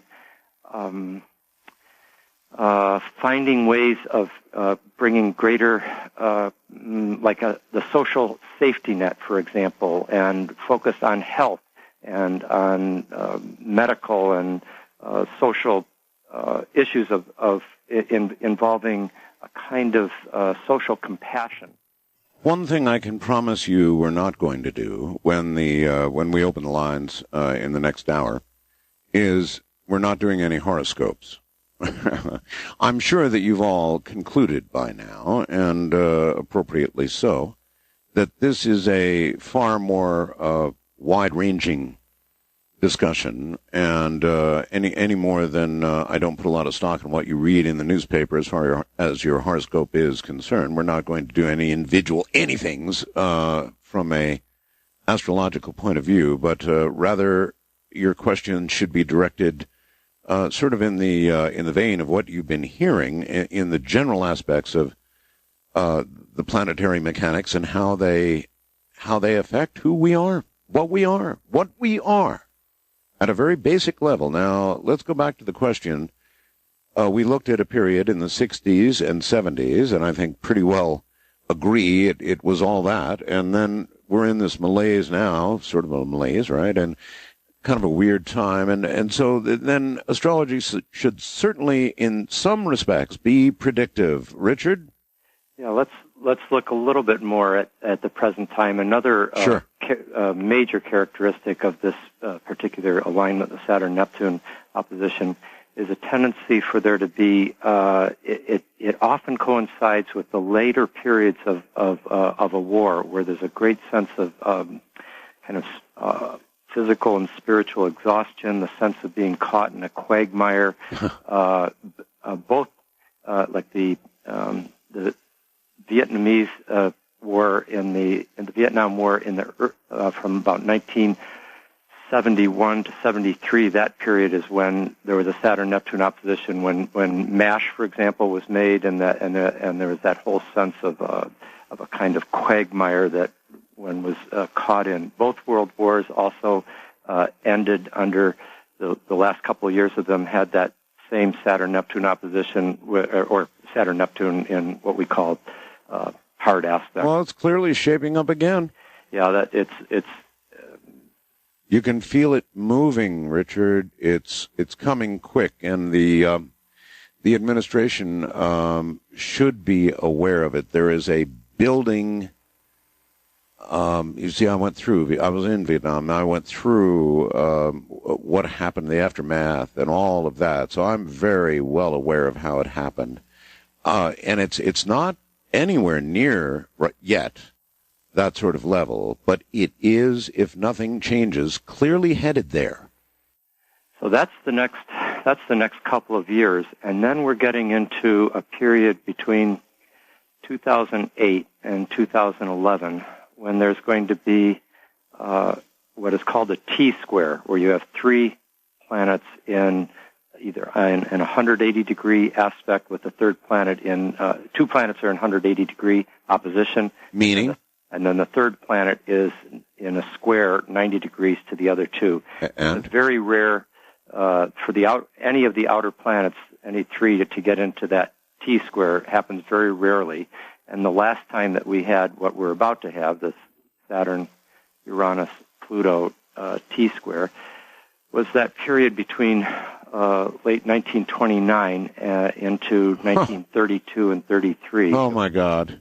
It's a period, the kinds of things that you would expect looking over history at this alignment, this configuration, is a period of pretty significant destabilization of our political structures, social structures, economic, ecological. I suspect more this time than in earlier eras, because that's what's up right now. You think there could be an ecological depression ahead? Well, what would you mean by? I could see an ecological. Well, I'm just grabbing at the word depression. Depression, yeah.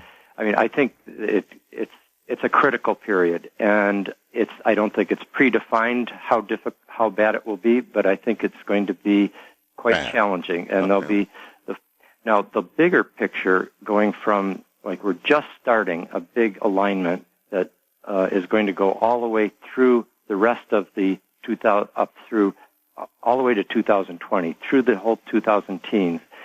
The next 15 years is going to have Uranus and Pluto in a square alignment. Now that's the first major dynamic aspect between the same two planets that were in conjunction in the 60s. They're now again coming into this square alignment during this next 15 years, and that suggests that a period of considerable empowerment of reformist forces, forces for change, for radical change, for innovation. It won't be. It's likely to be fairly stressful with particularly in those years, 2008 to 2011. I suspect there'll be more than the usual conflict between, let's call the old and the new, the forces of reaction versus the forces of change. But depending on what we bring to it, I think there's going to be quite some of the excitement and the sense of a new horizons opening up that we all experienced in the 60s, or we have heard about if we were born after that period, will be, I think, again emerging in these next years. That's kind of, I don't know, I guess that's a little bit exciting. It would be, however, the more immediate is somewhat concerning. It is. And I think, you, I know from the work that you've done, have a pretty strong sense of just precisely how challenging it could be because of the environmental factors that have been set into motion. Yes. Absolutely. I have a very, very strong sense of it, and so it's a little depressing to hear you confirm it. Well, if on a more positive note, if we can have enough people conscious of what's at stake and where the energies are, one can bring out more life-enhancing ways for these energies to be expressed than otherwise. Do you think, this is a big question, do you think that it's possible that directed mass human consciousness could mitigate what you're talking about directly ahead? I completely do, yeah. You do? Yeah, I think if enough individuals can become aware of what's happening and kind of bring their consciousness together to both act and what is sometimes called subtle activism, put their mind in attunement with each other and moving towards a more, as I say, life-enhancing way of acting in the world, I think we could have a very different situation. some years ago, Richard, I was somewhat reckless as I stumbled into this whole directed consciousness thing, and I was excited, and I began to be aware as we conducted experiment after experiment. These were amazing things, Richard. I'm not joshing here. We had millions of people concentrate very hard during breaks on the program, just as a mass experiment to see, for example, if we could bring rain to Texas in an area where there was nothing but forecast for complete drought, not a chance of moisture.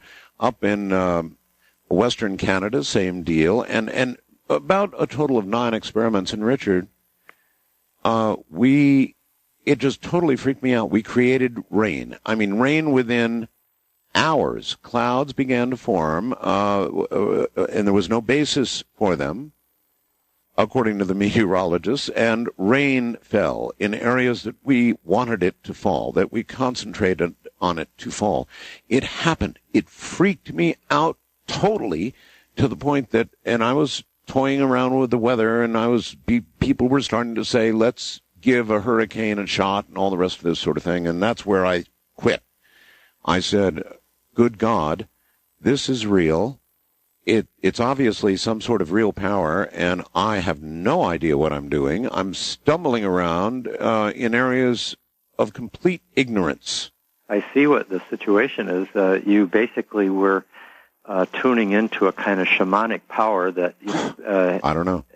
But unlike the shamans of other cultures, you had at your command, so to speak, millions of people to magnify the effect of your thoughts and intentions. Yes. And it was, I think, probably you rightly recognized that it was larger than you knew how to handle. Did you ever have any tribal shaman on the show to discuss this particular issue? I've had them on, certainly, but not to discuss this particular topic, no. It would be interesting to get, somebody who, because there certainly are people out there who have, are part of a... For example, I've had Hopi elders yes. on the program. I mean, I did some programs that were so wild that I had to have a translator on the line talking to these Hopi elders, and I would love to run this whole concept by them. So it's a pretty good idea. It seems like it would be a natural, because you see, they have the experience of working with these kinds of energies, these kinds of intentions, and you have this technologically magnified power, from all the people that you have have contact with and can get intending with you at once. That it might be and it would certainly be a good conversation to have. Yes, it certainly would. And I guess it sort of winds around your topic just fine, really, doesn't it? Well, I think what we're both looking at here is the fact that human beings participate in a kind of what we call an anima mundi, the world soul. There's a kind, and one can think of it in more scientific terms as a collective force field with many different possible ways of manifesting. That's good. And the more consciousness that we bring to the task, the more we're going to be able to direct and I would not so much create our future, but co-create it. That's in itself a good question, Richard, and actually not one that I answered, but I think I have a pretty strong idea. In other words, is a single directed consciousness as powerful as millions of them? And I think I'm pretty sure the answer is a clear no. No way. That you get thousands, tens of thousands, hundreds of thousands, millions concentrating on something, you get real action. There's a difference between, a single highly developed consciousness and many that are, just kind of kindergartners at it. But I agree. There's something about the pure quantity that's going to make a big difference. Yeah, we'll call ourselves the Borg Club or something. Listen, let me drag you backwards for a second, and a basic question that I probably should have asked an hour ago at least, and that is, we've talked about the effect a lot. What we haven't talked about is the causative factor. I mean, for example, is it, when we're talking about planetary alignments and meanings from that, are we talking about gravitational effects, in your opinion, or what are the mechanics, the actual mechanics involved in the influence? Here's where I would use John Mack's phrase that it's an authentic mystery. I don't think anybody really knows, but I would be personally surprised to discover that there was a purely physical sort of something like electromagnetism or something like that. Yes. that was causing these correlations to occur. I think it's much more likely that the universe is so fully integrated that the heavens and the earth, the planets and human beings and human consciousness are all coherently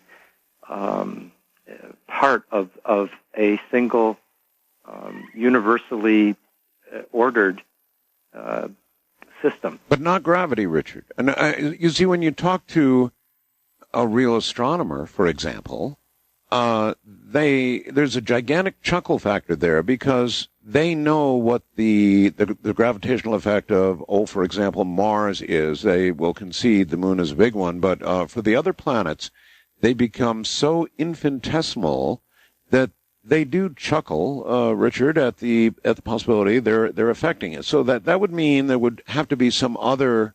That's right. I don't think it's anything like gravity, and so I would chuckle myself. Okay, good. It's, I think, and actually, I would also chuckle at their tendency. That is, these chuckling scientists, their tendency to always view things through the lens of a kind of, a billiard ball game. Well, sure, it's the only lens they have. Yeah, and I think it seems to be much more plausible and comprehensive an explanation if we see the universe as a fundamentally interconnected whole, and that it's informed by a kind of creative intelligence through and through that extends through every level. But we want to understand the mechanism before we can begin to grasp and teach it. We need to understand the mechanism, and right now they only look at gravitational influences, and that's not enough of a mechanism. So, but thinking in terms of mechanism is right there a limitation. That's the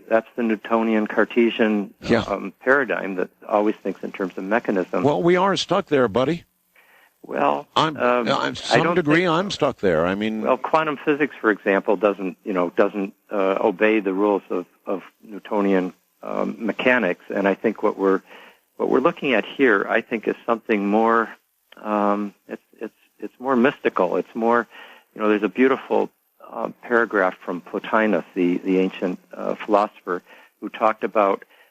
He said the stars are like letters which inscribe themselves at every moment in the sky. Everything in the world is full of signs. All events are coordinated. All things depend on each other. As has been said, everything breathes together. Well, listen, I buy it completely because I feel it and I know it in my heart. But, we've got these damn scientists, and we do, but good scientists are willing to look at coincidences. Well, maybe theoretical physicists like Dr. Kaku, who's a frequent guest on this program, certainly he says things, and he's one of the most brilliant minds in the world. He says things that really, frankly, back up an awful lot of what you're saying. But he seems to say them in a way that he gets away with them. He talks about other dimensions, but he can apply real physics to his reasoning.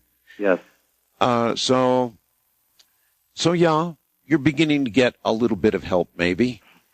Yeah, I think so. The whole idea of non-locality, for example, comes out of quantum physics, is very relevant to us. And also, I think let's think now here, let's go back to the primal cultures and the shaman that we were talking about. When they see two eagles cross the horizon, and a baby is born at that time, yes, they see that as being significant. By the way, my thanks to a listener in Petaluma's Hey Art, contact info. Here's contact info for the NASA climate scientist you wanted to interview, Dr. James E. Hansen at the NASA Goddard Institute for Space Studies. He's the one, all right. I really would like to interview him. There's something about a long-form talk radio interview in, 3 or 4 hours. You can really get to the bottom of someone, and boy, wouldn't he be worth getting to the bottom of. He's the one colliding with NASA right now on what he wants to say and what they don't want him to say.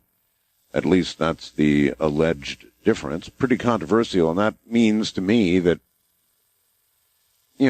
after a couple of hours of an interview with somebody like that, he wouldn't be able to help himself. He'd say exactly what he thought.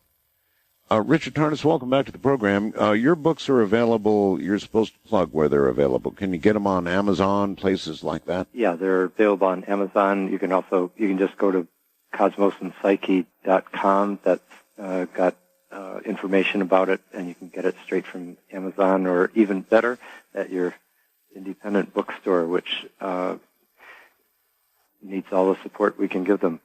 They certainly do. Well, I do that. I'm a gigantic reader. I just read and read and read and read, though I haven't done it lately.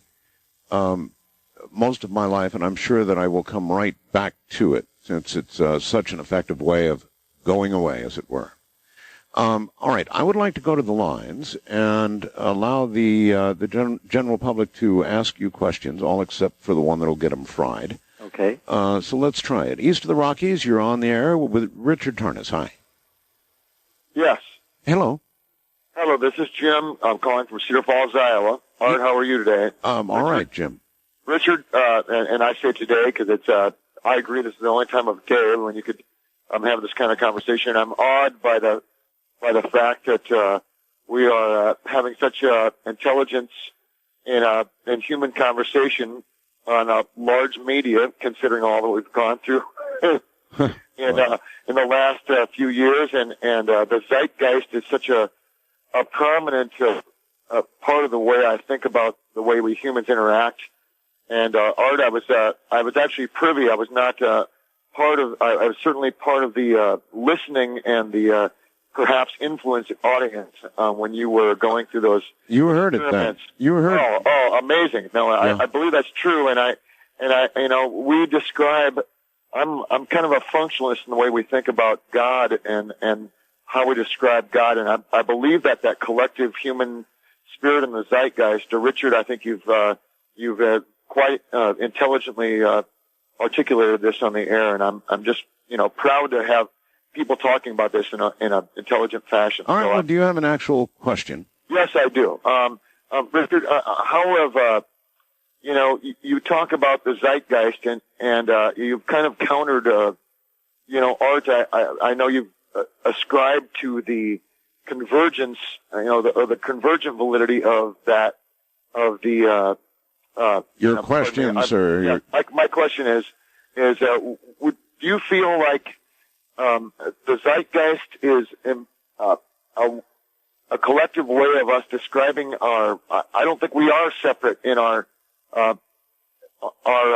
You're not doing the question. I think I'm getting. Yeah, okay. I think I'm getting what you're saying. All right, then take off with it, because he wasn't going to quite get it out. I think what you're asking about is the zeitgeist something that we as individuals are so connected with that in some ways it overcomes the sense of our separateness as individuals, and yes. I think that's true. I think and there's certain moments that it becomes vividly true, such as on 9/11 when everybody is taking in this extraordinarily traumatic experience, and the world is as one, as it were, or for a more sustained period to take the 1960s when just clearly something was in the air and we all were participating in it, no matter where we were, no matter what side of the battle lines we were on, we were experiencing something that was could only be described, I think, as the zeitgeist. And now, if you go to Princeton and you look at the graphs of 9/11 and then the graphs of many other world-class impacting events, and you realize that they started to go off the chart in many cases 30 minutes or more before the events occurred, I guarantee before you're through looking at the evidence, in my opinion, you'll have a chill going right down your spine, or you'll be saying, I knew it. Probably you'd be saying, well, I knew it. It's something like, it reminds me of how animals, for example, are able to sense prior to an earthquake that something's about to happen. Yes, indeed. And same thing. The machines often aren't picking up anything, but the animals are. There's in this case, it sounds like Princeton's got some machines that are picking up on the zeitgeist in advance of any causal event that could otherwise be seen as being the factor. Well, I love evidence, and boy, I'll tell you, it's hard to refute. West of the Rockies, you're on the air with Richard Tarnas. Hi. Thanks, Art. And good evening, Dr. Tarnas. I have your book in my hand, The Passion of the Western Mind, and I noticed in his introduction, Art mentioned your having been educated under the Jesuits. That's right. And having heard the ensuing conversation, I wonder then, induction would suggest that you were brought up a Catholic, not necessarily, but that's what one might... No, I came from a Catholic family, as the eldest of 8 children, and I was Catholic right through high school and my education. So then when I went to Harvard in 1968, that was probably the beginning of a more ecumenical, let's say, approach to life, but when I still have a great deal of regard for it, at the same time as a great deal of criticism of the Catholic Church and Christianity. Well, I thought the 8 sounded kind of Catholic. That's right. Yeah.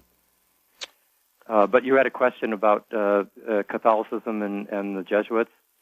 Well, it stood out in the introduction, to my mind, and the ensuing conversation suggested that there was a lot that may have lent weight away from the faith of Catholicism, at least potentially, and I was wondering how that might have occurred given your Jesuit background. Yeah, that's a really good question. Well, the Jesuits were very good at educating intellectual rebels. Galileo and Descartes and Voltaire were all Jesuit educated, and because they specialized in giving the students a variety of perspectives and studying, both sides of questions and so forth. So they weren't. Basically, the Jesuits are the most liberal of the orders in terms of their intellectual approach. Now, Catholicism and Christianity are complex, institutions and religions, and while we're very familiar right now with their conservative and reactionary forms, and whether it's the Christian right or the conservative popes that we've recently had and currently have. But there's other sides to Christianity and Catholicism. I mean, for example, like Martin Luther King is a great Christian whose civil rights activism was totally grounded in his Christian idealism. Uh-huh. And I think just in terms of our discussion tonight, astrology was something that, say, as great a Catholic theologian as Thomas Aquinas, fully accepted the validity of astrology. Well, I was about to ask Richard if you think that any past or present popes were to a large degree, and I'm not a Catholic, my wife was, But do you think any of the recent popes, or any popes at all, have been, to one degree or another, influenced by astrology? In other words, is it alive and well at high levels in the church? Well, there's no question that, I mean, the Vatican had court astrologers, just like every king and emperor did in Europe in the medieval and Renaissance periods. So if we're talking about that era, there's no question that they did. What about more recently? I wouldn't say that they do in the last.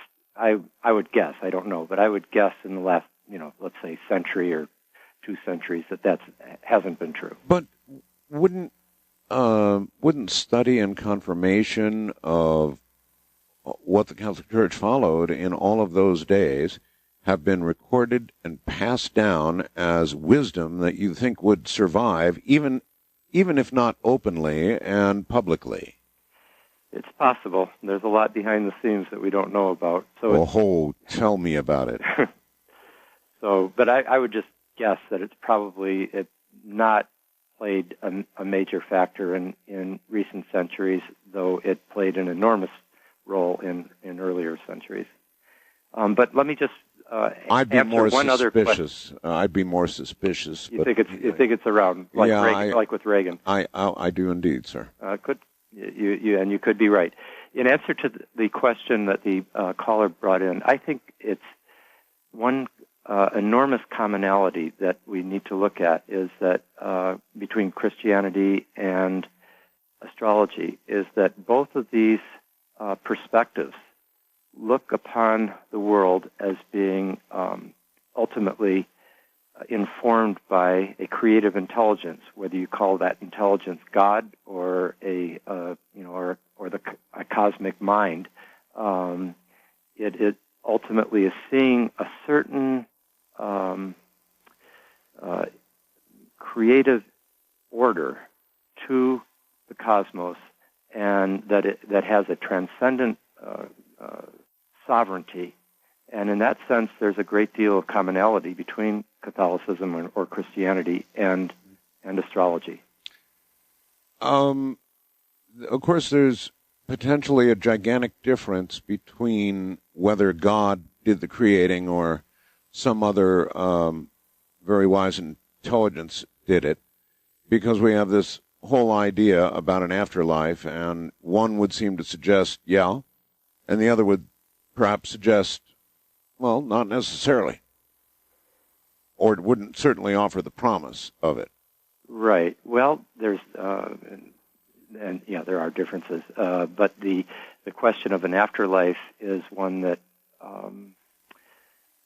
I personally am very comfortable with the idea that after we die, that there will be other modes of being that our consciousness in one way or another will enter into. I don't think that I too believe that. I don't think that the conventional Christian dogma about it, where there's just one form that it can go to heaven or hell, that kind of thing, I think is probably a pretty constrained and unlikely scenario. But I think the larger confidence that more is going on than we see in this lifetime is well taken.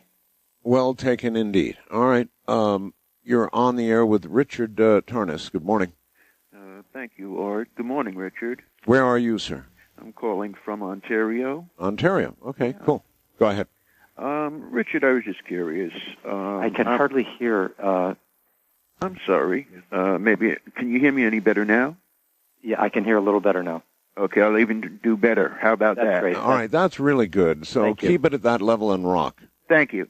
I was just, I'm really of two minds on this, and I sense even and I'm not speaking for Art, but I sense in Art there's a little bit of split brain thinking in this, and which I'm following, and I might be wrong about that, but it seems to me that on the quantum level, when you said that, when this was mentioned, I feel that I tend to agree with almost the singularity, universality, quantum mindset of how this is applicable. Mm-hmm. But then there's the science part of my brain, and it's not judgmental, it's just what I'm stuck with.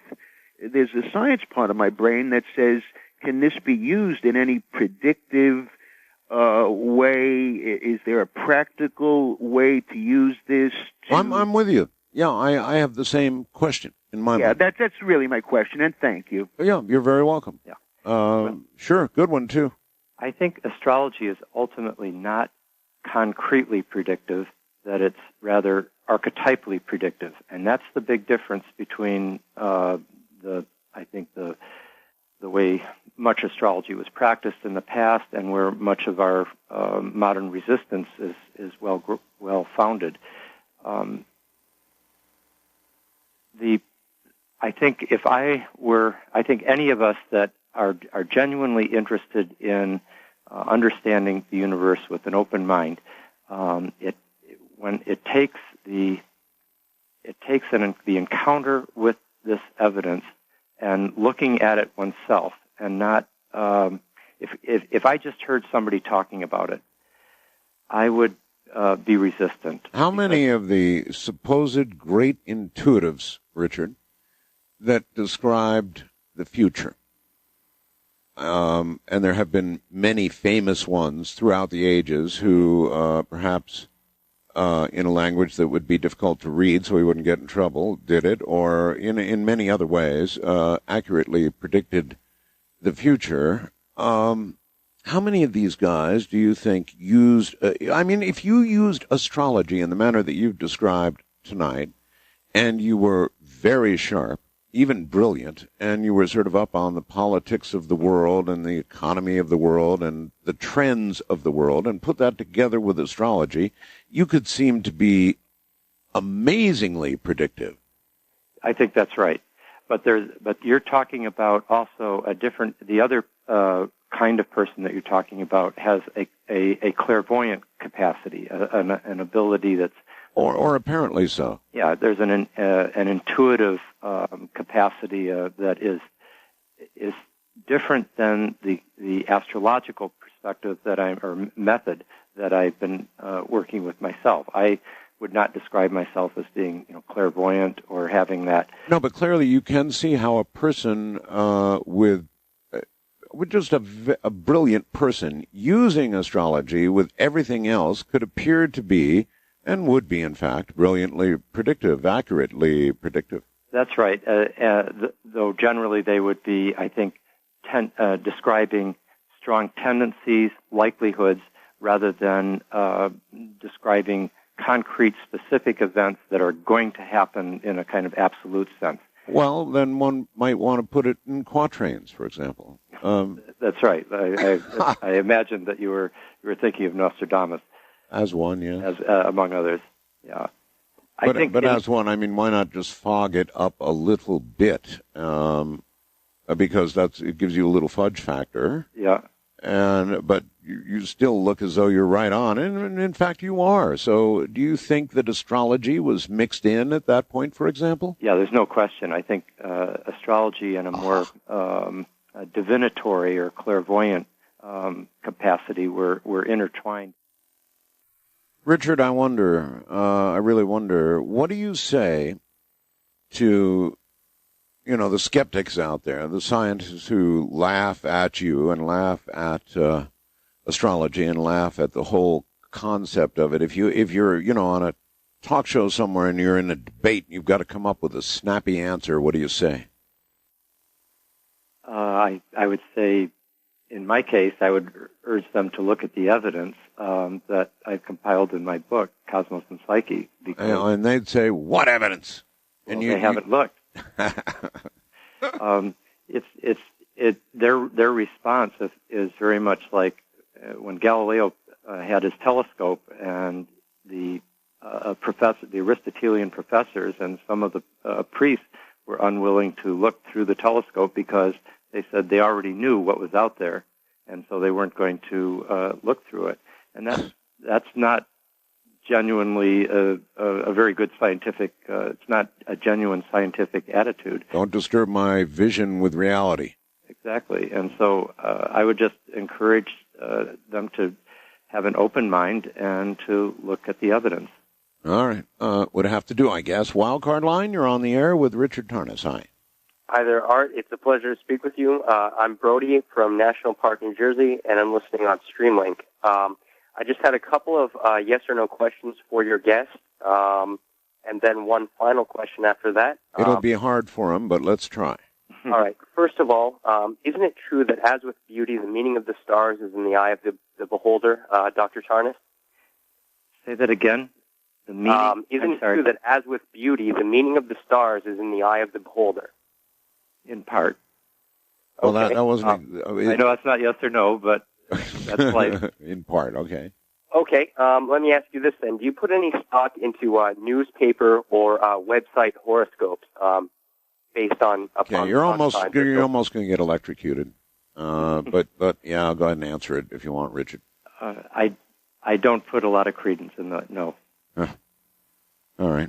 Well, I almost pushed the button, too. If I could compare it to let's say that's like modern medicine's relationship to a snake oil salesman is the relationship of true astrology to your average sun sign horoscope column in a newspaper. I was hoping by now they'd caught on to that when asked anything like that. East of the Rockies, you're on the air with Richard Tarnas. Hi. Hello. Yes, hello. Yes. My question, and I hope this isn't out of the scope of your guest. I've been in and out because I'm working, but in regard to life on other planets, we always talk about life in regard to what we feel life is. Isn't it fully possible that life means something else on another planet? I'd say hell yes. How about you? Yeah, that sounds exactly right. Hell yes. Terrence McKenna was a good friend of mine, and I think he was often on the show, if I'm not mistaken. Oh, of course. Terrence was on many times. And didn't he say, I imagine he said something about an Italian restaurant? Oh, yes. Yeah, why don't you share that with the caller, because that was a great line. The caller's gone, but I mean, what an incredible human being he was. Yes, we've lost both Terrence and John Mack in these last few years, two people who were good friends of mine and were frequently on this show. Been a great period of loss. West of the Rockies, you're on the air with Richard Tarnas. Hi. Thank you. I was fortunate enough 12 years ago to analyze 4.2 million birth dates in L.A. County and compare them with domestic violence, restraining orders, and divorce rates. Really? Wow. Yeah, I was on a voter fraud analysis. But anyway, you came up with a tremendous correlation between a lack of divorces and domestic violence. And I'm going to throw out some astrology terms. You can explain them. There's just three.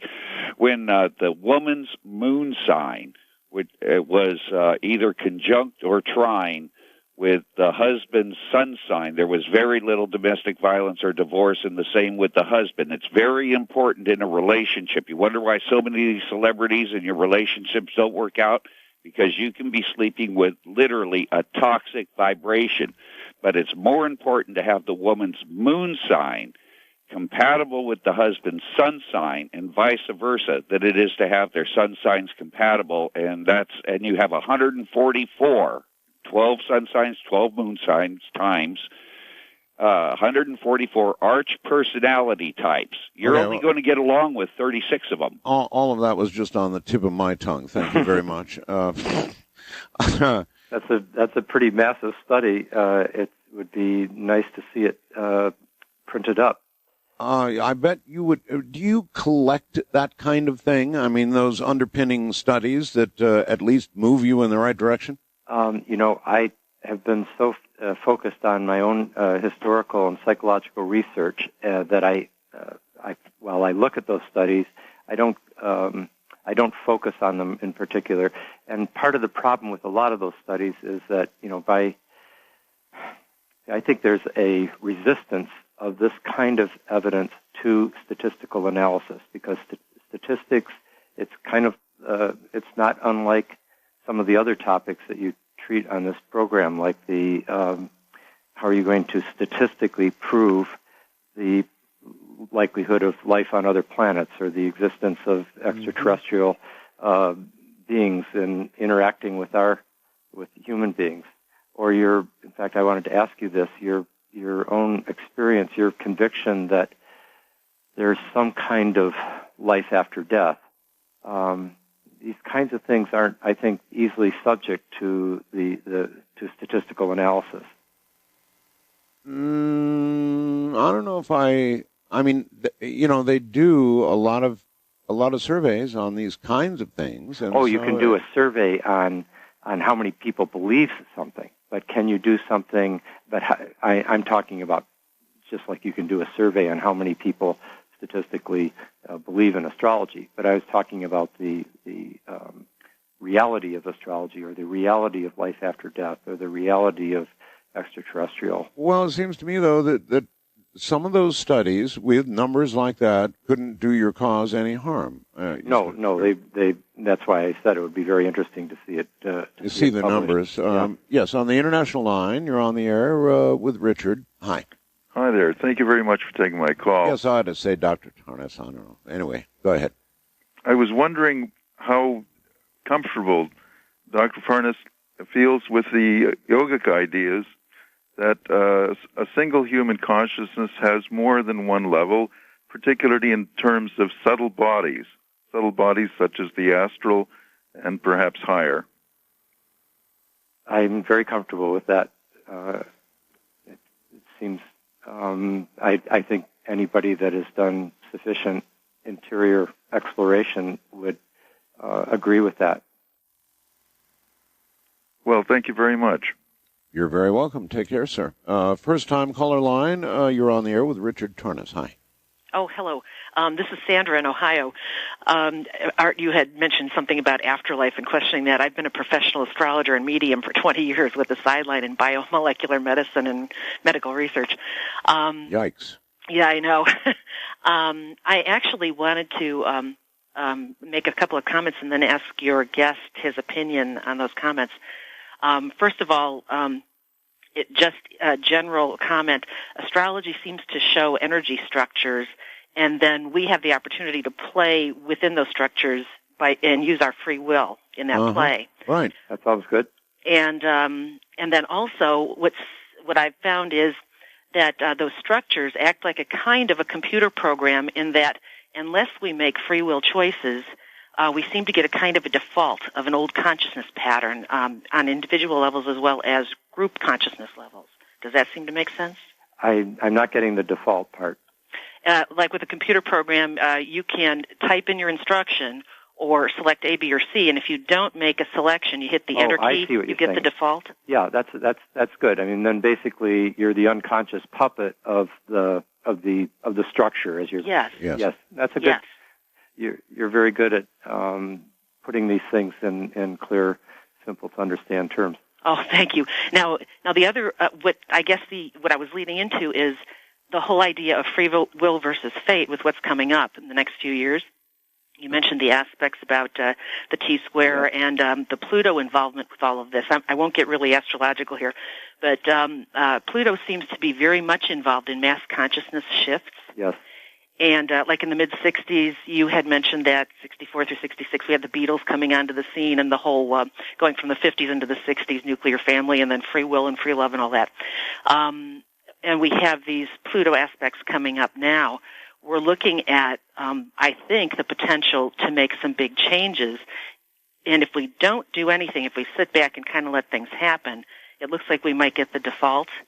I guess my question would be how much, in your opinion, how much do you think we can make a change here in these upcoming, say, 5 to 10 years using those Pluto aspects? Well, I want to be cautiously optimistic simply because I feel that a certain amount of optimism helps the game along in a positive direction. But if we get another very reactionary administration that essentially is blind to the need for making changes and keeps going in the default position, I think we will have little grounds for optimism. Oh boy, did your politics just come out and bite? But don't you think as the people, the citizens, that we can use that Pluto energy also to kind of work with that administration, work with it, as putting it kindly? Yeah, absolutely. And we sometimes have to remind ourselves that if you go back to the 60s, even though we recall it as having, all this emancipatory energy moving towards freedom and rebellion and so forth, the presidents that were elected then were Lyndon Johnson and Richard Nixon. Richard Nixon in 1968 at the kind of climax of the counterculture. So I think you're right to bring up the fact that there can be a difference between who's elected president or where the administrative power is versus where many individuals and even a very large part of the mass consciousness can move in contrast. Well, thank you. To the established power, yeah. Before you go, you sure you don't want to do the rest of the show? Mm-hmm. Yeah, right. You're just right. Thank you. Thank you very much. Wildcard line, you're on the air with Richard Tarnas. Hi. Hello, Art. Yes, sir. It's first time calling here, and that's the first night I've tried. Okay, well, you've got a big cell phone echo, so you're going to have to get to your question pretty quickly. Yeah, I'm in a hallway. Oh. I'm on a cell phone, in fact. Yeah, it sounds like you're in a dungeon, but go ahead. I was just wondering that, Richard, you mentioned that the moon has the power of over the human being. I was just wondering what kind of effect has that had in human history?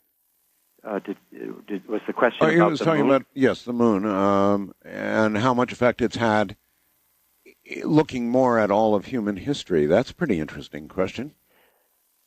Well, the major historical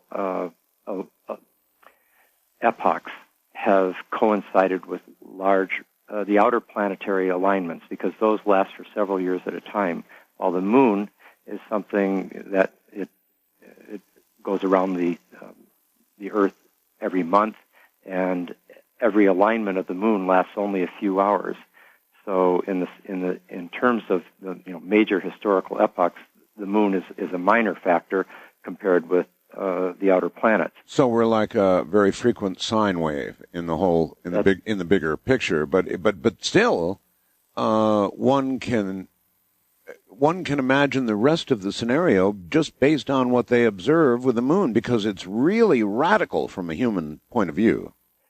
That's right, and it's a constant presence, though it seems to more in terms of daily experience. It's something that affects more the moods of the hour, so to speak, rather than the zeitgeist of an epoch. Yeah, got it. East of the Rockies, you're on the air with Richard Tarnas. Hi. Hello. Hello. I had a quick question about if you're born like in the middle of like right on the edge of two different like signs or whatever, does that have some sort of effect? Well, I'm not meaning to ask like advice. Like not getting my no, it's all right. Look, the question stands. Yeah, that's what's called being born on the cusp. That's right. And yes, I mean the astrological tradition has always held that you get a kind of participation from both the qualities of both signs when you're right there in the middle. Huh. Sort of a split personality, be another way to put it. Split or a kind of blend. West of the Rockies, you're on the air with Richard Tarnas. Hello. Well, good evening. It's such a pleasure to speak with both of you. I'm a long-time listener, but a first-time caller. I'm also a professional certified astrologer through the American Federation of Astrologers and the Association of Great Britain Astrologers, and I cannot wait to read Doctor's book. 2 points and a short, brief question. We're coming to the end of the show, so real quickly. I will be very fast. Okay. Art, manifesting, I've listened to you for years, and manifesting is all due to intent. And when your intent is pure, so will your manifestation be. And I hope you continue with the mass consciousness and educating people towards the pure intent. There's no choice. It has to be continued with. It's just a matter of how we do it. Anyway, go ahead. And then for a doctor, Michel Gauquelin was a French scientist who did statistical studies for many years and has great statistics on the various signs and what they're capable of. And my question is this. The moon is a timer, so are the slow-moving planets. We astrologers use them as timers. And Nostradamus used mostly eclipses and fixed stars. Have you yourself studied anything or done much investigation? Because we know that the solar eclipses and the fixed stars also play a major part in understanding astrology and how it works. Okay. Yeah, I think my research is focused on the outer planet alignments and also what are called transits to the natal chart.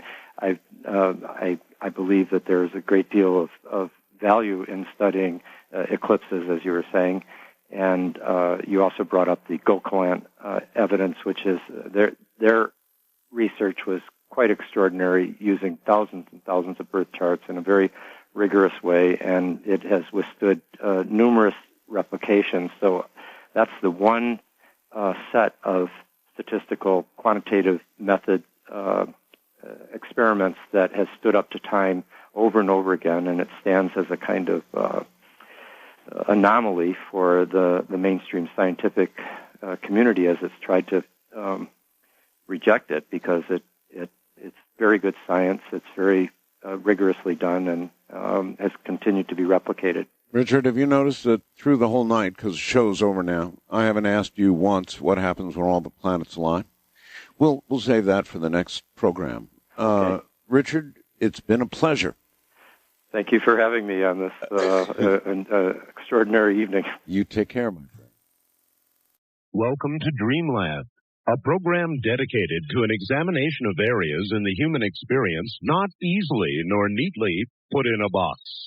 Things seen at the edge of vision, awakening a part of the mind as yet not mapped, and yet things every bit as real as the air we breathe but don't see. This is Dreamland. It is. Good evening. Another Sunday night, another Dreamland underway. It'll be a very synchronistic program tonight. We have Linda Moulton Howe from Australia, Queensland, somewhere or another. And on the other side of the world, 4 time zones from me, we have Stanton Friedman up in the wilds of the north. He'll tell you where. He is a nuclear physicist and actually synchronistic in the sense that both will be discussing in many ways the same subject, and that is the opening up of all this information that everybody wants so open. So all of that to get underway in a moment. Good evening, everybody. Hey, if you've been hesitating on levitating yourself, now is the time. Call 1-800-275-2877. In a moment from Australia, Linda Moulton Howe. Give me a minute. Tell them Art Bell told you to call. That's 1-800-406-0469. All right, here we go. Let us give this a try. All the way, I think, to Queensland, Australia, and Linda Moulton Howe. Linda, are you there? You've connected, Art. And today at noon, June 2nd, I am in Montville, Queensland, a beautiful village 1,000 feet above the nearby Pacific Ocean, which rims the east coast of Australia. These rolling hills, which rise above the ocean, are covered with pineapple and sugarcane fields, lemon, papaya, eucalyptus, and palm trees, and exotic flowers and birds everywhere. To my American eye, it's identical to Hawaii above the Pacific Ocean.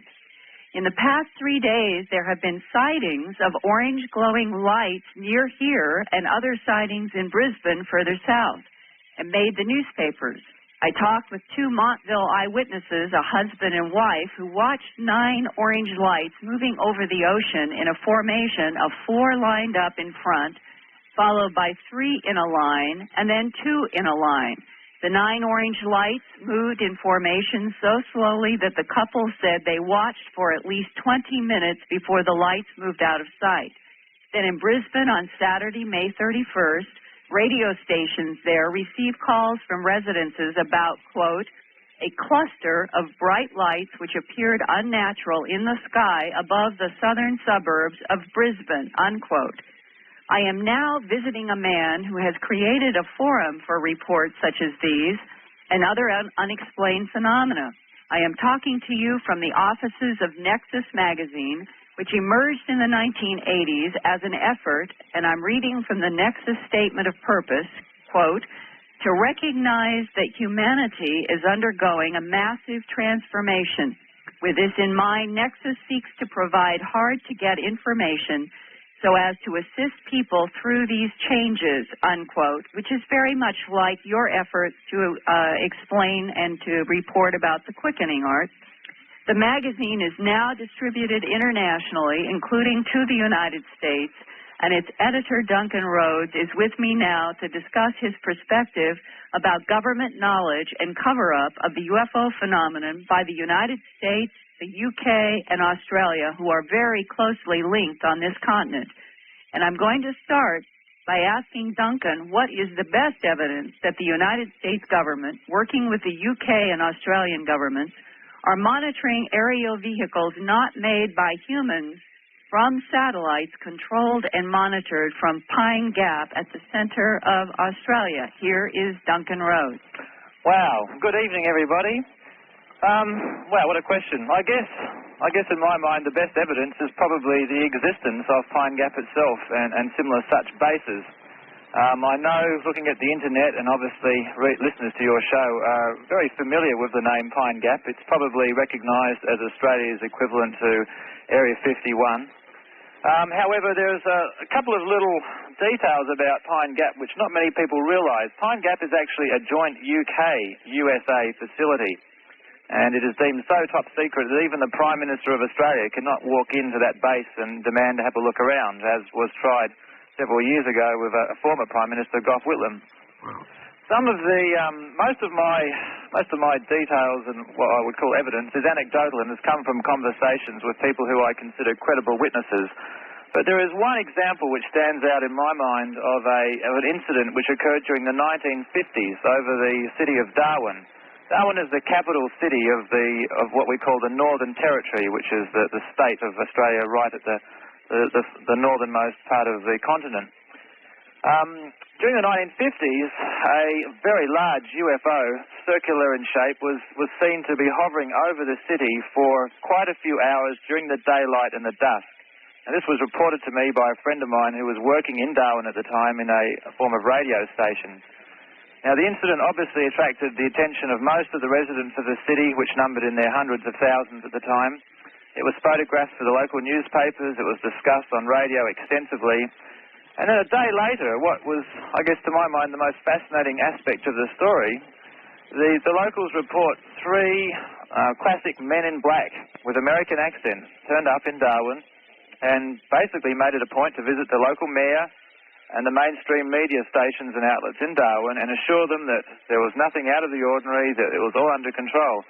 But what makes it, I guess, stand out in my mind is that Darwin is a very, very hot city. It is extremely hot in Darwin. Everyone wears thongs and shorts, stubbies as they call them, and T-shirts and drinks lots of beer.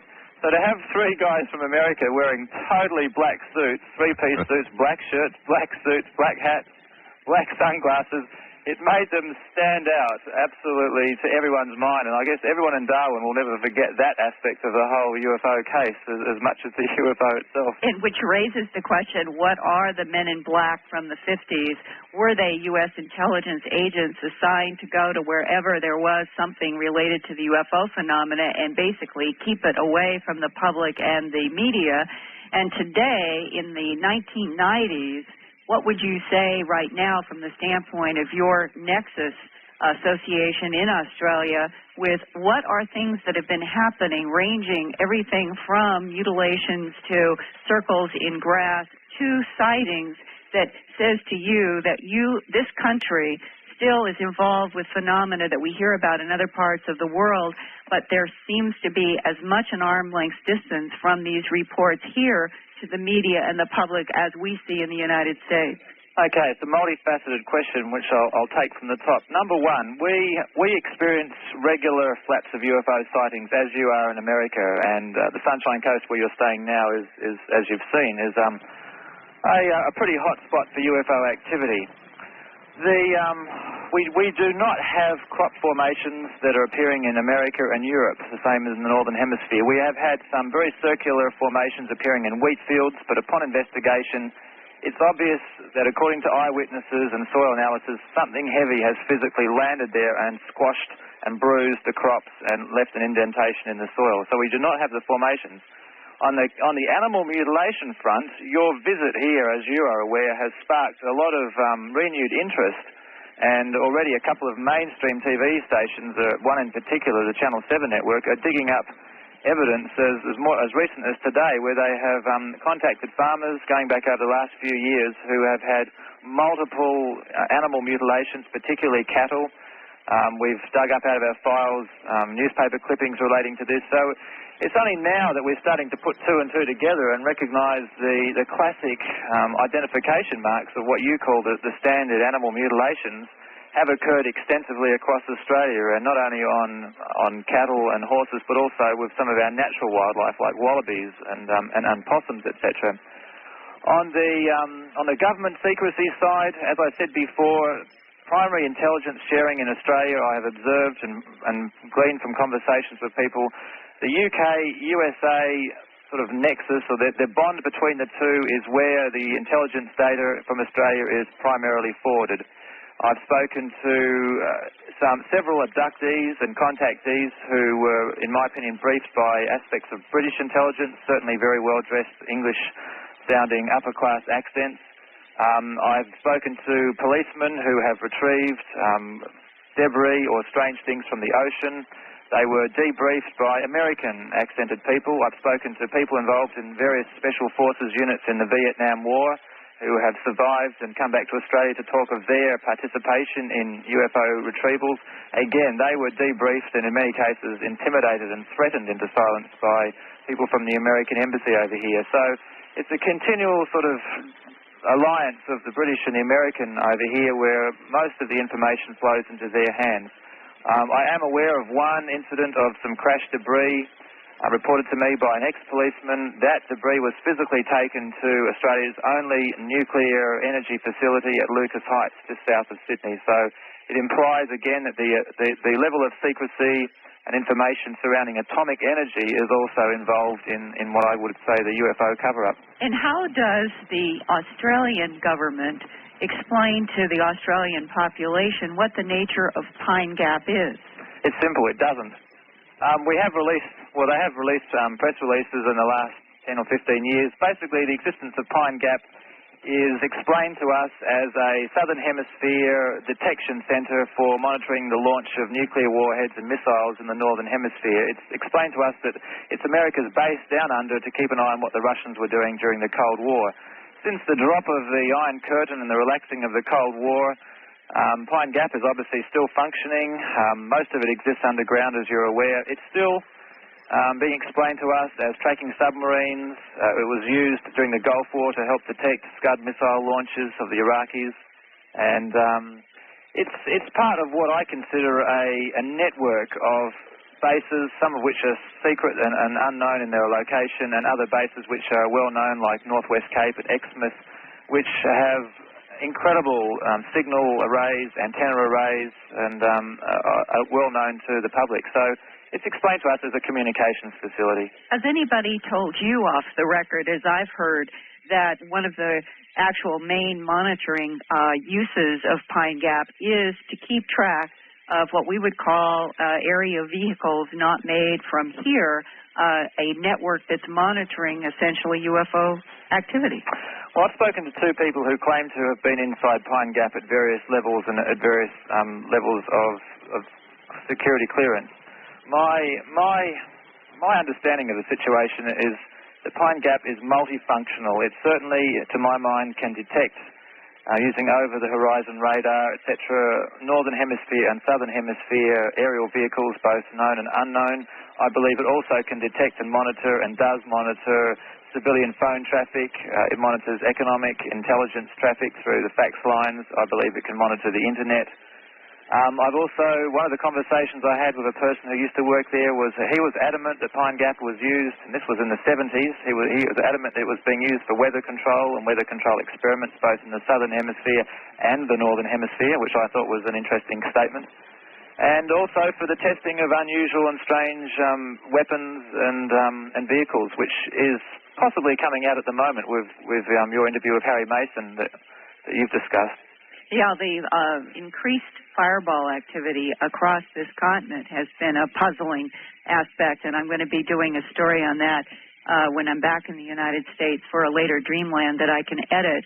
And I suppose right now is the issue if Pine Gap is essentially owned, operated, and controlled by the National Security Agency in the United States with allied help from UK and Australia, and has been here for quite a long time and cleared out all electromagnetic interference and everything at the very heart of Australia, bought up farms to remove electrical and power lines so that they would have an electromagnetic-free area.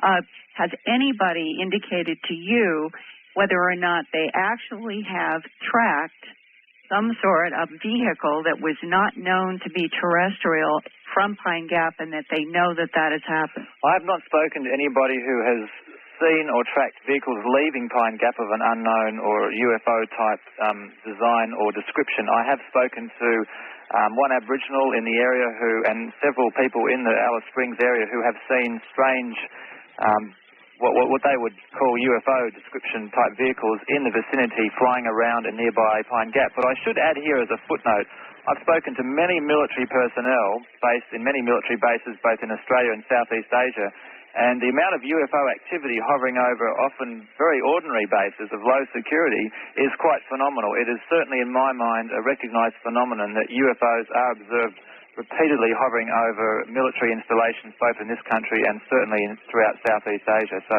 whether or not that is the explanation or whether or not they are testing and making man-made UFOs is anyone's guess. And Art, do you and or Stan have any questions for Duncan? All right. Well, absolutely fascinating. It sounds like the U.S. version of Area 51 or S4. Let's see if I can bring Stanton online. Stanton, are you here? Yes, I'm here, and I've been listening with great interest. One question that came to mind is I haven't heard the word CIA mentioned so far, or NRO, and I wonder if they are known to have a role out there. The NRO, the National Reconnaissance Office, do you have a facility like that in Canada or America, an organization of that initial? Yes, in the United States, the annual black budget was stated last year as, this is an organization that's been around for quite a long time, but wasn't admitted to exist really publicly until the last couple of years, and annual black budget estimated at $6 or $7 billion. Supposedly their job is to guide spy satellites, pick out targets and all that sort of thing. It's known that they do more than that, but close connection with the CIA. Do you have NRO down there too? I certainly believe we have NRO representation. We have a thing called the Joint Signals Directorate, and there are several other Australian alphabet agencies similar to your own. They are all regularly linked at a publicly recognised level. I mean, the public releases that were given to myself when I worked at Simply Living magazine during the 80s, which was an environmental and human rights magazine, the press releases officially, the photographs basically indicated that there was reconnaissance and tracking signals intelligence. I mean, it was basically signals intelligence was the main phrase used repeatedly. Signals intelligence fed to Australia. I mean, there are Australian personnel based there, usually on the surface, but it's very, very few. And that's the National Reconnaissance Office in Australia. Well, yeah, that's a bit of an unknown. I mean, I have heard of the National Reconnaissance Office here in Australia, but I'm not sure whether it's the same agency as the Joint Signals Directorate over here. It seems to be a very similar function, and I believe that they are exchanging information is without a doubt. I mean, it's common knowledge that the signals intelligence gleaned from Pine Gap is minusculely shared with the Australians on a need-to-know basis, but primarily transmitted straight to the UK and the USA. The public news, when it was the big news in the 70s and the scandal of the Whitlam administration, I mean, Gough Whitlam, one of our former prime ministers, was allegedly going to do an overhaul and an inspection of the facility. This is shortly before a classic CIA-engineered coup in Australia, and the opposition party was put in power. All right, I've got to stop everybody and say, hold on for a moment. I'm going to hold on to everybody through the break. Linda Moulton, Howe and Company in Queensland, Australia, And Stanton Friedman, you're where, Stan? Fredericton, New Brunswick, Canada, east of Maine. That's quite a spread. More of it in a moment from an area near Dreamland. This is Dreamland Radio Network. That's exactly what it is. From Nexus Magazine, our guest with Linda Moulton Howe in Queensland, Australia, as well as with Stanton Friedman in New Brunswick in Canada. That's amazing, even to me. And we'll get back to them both in a moment. That's 1-800-557-4627. You've got nothing to lose but the fact. Well, all right. This is such a very, very, very unusual opportunity for the parties involved and for the audience across America that I thought it entirely worthy of bringing them back for a short time together. From Queensland in Australia, Linda Moulton Howe and her guest from Nexus Magazine, and from New Brunswick, Canada. Once again, you are all together. Stanton Friedman, are you there? Yes, I'm here. And how about in Australia? Yes, Art, we are here. I'm with Duncan Rhodes, the editor of Nexus Magazine, and Stanton's very good question about the involvement of the National Reconnaissance Organization of the United States and the Central Intelligence Agency. Does it have presence here from the standpoint of discussion in Australia? During the break, Duncan Rhodes went to a file that he has on intelligence pacts between the UK, Australia, and the United States that I think would be very valuable to share here and get Stanton's comment. Duncan?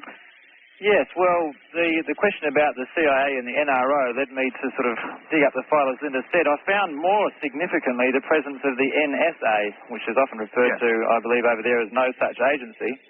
But it is rather significant, and it's very interesting timing. As I said before, Pine Gap and several other bases around the planet, including Australia and one in the UK, specifically a base at Menwith Hill in the UK, are linked under what's called the UK-USA Agreement. Now, this is a very, very secret agreement. To this day, no government will acknowledge the existence of the treaty nor make public the activities and projects that place under its auspices. And I may just read out a couple of paragraphs here because you'll see how it links back in with Stanton. In July this year, the UK-USA agreement will be 50 years old, indicating that it was set up very similar to the timing of the first atomic bomb test and also the alleged Roswell crash in New Mexico vicinity. It was born in secrecy, and I'm reading here out of our article, which we published in August '95. Born in secrecy, it will continue to operate in secrecy, linking the United States, the United Kingdom, Australia, New Zealand, Canada, Japan, Korea, and the NATO nations in a peak security agreement. The United Kingdom, United States of America agreement is one of the most important treaties ever entered into by the English-speaking world, and one of the least well-known. Professor Desmond Ball of Australia's National University has described the UK-USA Pact as, quote, the ties that bind, unquote, a treaty which obligates Australia to cooperate with the other UK-USA partners. To this date, it has never been officially acknowledged by any country. The nature of the UK-USA agreement has provided its organs with a unique autonomy and ability to pry into any avenue that proves interesting. Top-secret military bases such as Pine Gap, Narunga, which is also in Australia, and Menwith Hill in the UK operate under the UK-USA Pact. So too does the clandestine National Security Agency. The initial idea of the agreement was to carve up the globe into spheres of cryptological influence. Each country was assigned specific targets according to its potential for maximum intercept coverage. UK-USA Pact brought together under a single umbrella the SIGINT, which is Signals Intelligence, organisations of the US, Canada, the UK, Australia and New Zealand. In recent years, Japan, Korea and the NATO nations have joined the pact. Prior to the UK-USA agreement, an arrangement known as BRUSA, B-R-U-S-A, existed. BRUSA was a formalised cooperation between British and US communications intelligence agencies. Although top-secret news of the UK-USA agreement leaked quickly to Moscow through Kim Philby, as one intelligence officer from America put it, the UK-USA agreement was, quote, like opening up a party line to Moscow Centre, end quote. Signatories to the UK-USA agreement conceded to standardised terminology, code words, intercept handling procedures and indoctrination oaths. Today, cooperation among PAC members occurs in areas such as monitoring radio broadcasts, undertaking covert action and assassinations, overhead reconnaissance, human intelligence, estimates, security intelligence, counterintelligence, training, seconding, and equipment. And there's one last paragraph here. The UK-USA agreement is a tiered agreement. The National Security Agency is called the First Party. The Australian Defence Signals Directorate, or the DSD, the British Government Communications Headquarters, or GCHQ, the Canadian Communications Security Establishment, which is GCSE, and the New Zealand Government's Communications Security Bureau, which is the GCSB, are all second parties. Remaining countries are designated third parties. So that in winding up here, the first party, the primary intelligence sharer on this agreement, is the NSA. National Security Agency of the United States. Which certainly has a role in the UFO scene. Yes. Yeah, Stanton, what is your own comment on this pact that has existed since 47 to 97, celebrating its 50th anniversary, clearly showing that Menwith and Pine Gap are probably bookends of a global monitoring system with its heart in the United States? Well, I have no quarrel at all with the notion, although I should point out for those who are concerned about such things that the NSA didn't actually come into existence until 52. But so it hasn't had 50 years, but the agreement with its NSA predecessors has. I should point out, too, since most of our listeners are in the States, that the NSA is the big guy on the block. Everybody's heard of the CIA, but NSA, never says anything, no such agency. Estimated by the Washington Post to have an annual black budget that is not under direct congressional control of at least $10 billion, a couple of times larger than the CIA, and they can listen in on telephone conversations across the Atlantic. The best computers in the world were developed for them. They can pick up a key word and record everything that follows from that. Well, my guess would be that this conversation set off alarm bells about 45 minutes ago. Well, I think so, but the NSA is great at game playing. I get a lot of laughs at my lectures, and Linda has seen it happen when I talk about the legal action against the NSA back in 1979, where they were taken to court to do a search of their files for UFO material. And they came back saying that they'd found 239 documents. We only knew about 18. We went to them because the CIA had 18 NSA documents on UFOs and a list that they put out of 57 documents from other agencies dealing with UFOs. And we wound up in court trying to get these 18 NSA documents, and they come back. They found 239, but 79 were from other agencies. That left 160. They threw out 4, and their own 156 they refused to release, even to a federal court judge.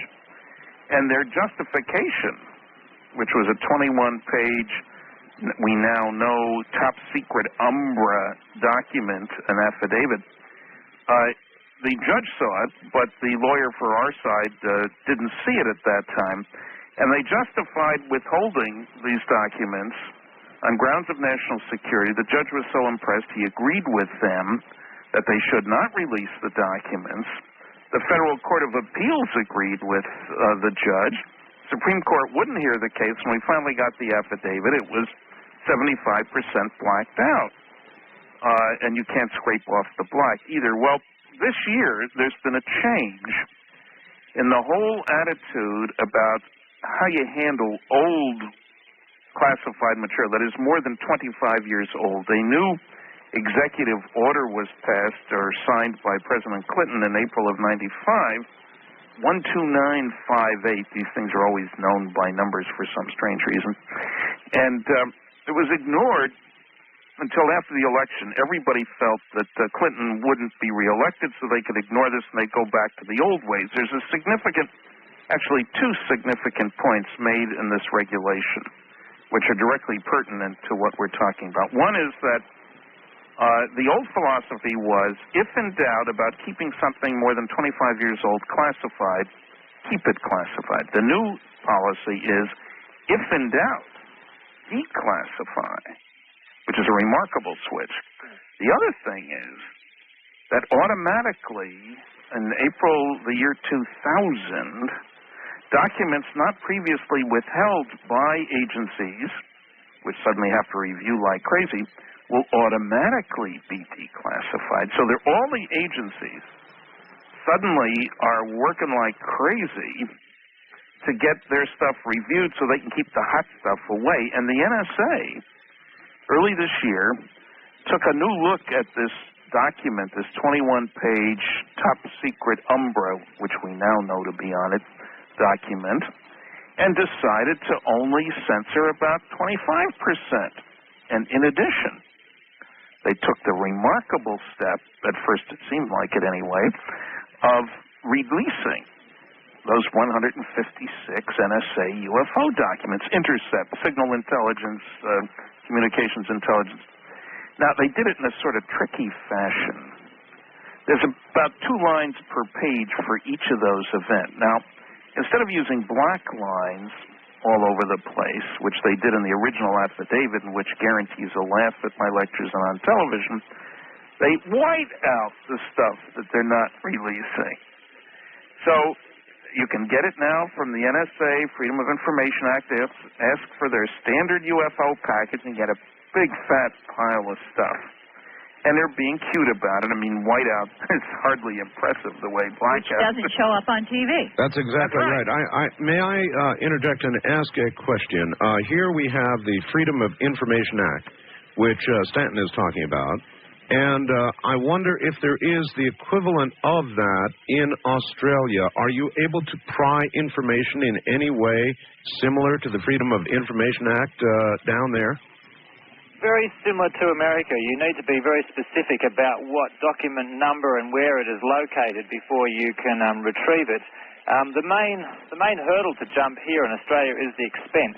When they first brought in the Freedom of Information Act, there was a sort of a great sort of pat on the back routine going around about, freedom of information now in Australia and it's dirt cheap access. But steadily since that date, about a decade ago, they've increased the prices and the fees. The bureaucracy has steadily made it more and more expensive and harder, and there are certainly areas under the guise of national security where documents will not be released. All right, well, here is what Stanton said earlier, and here's my idea.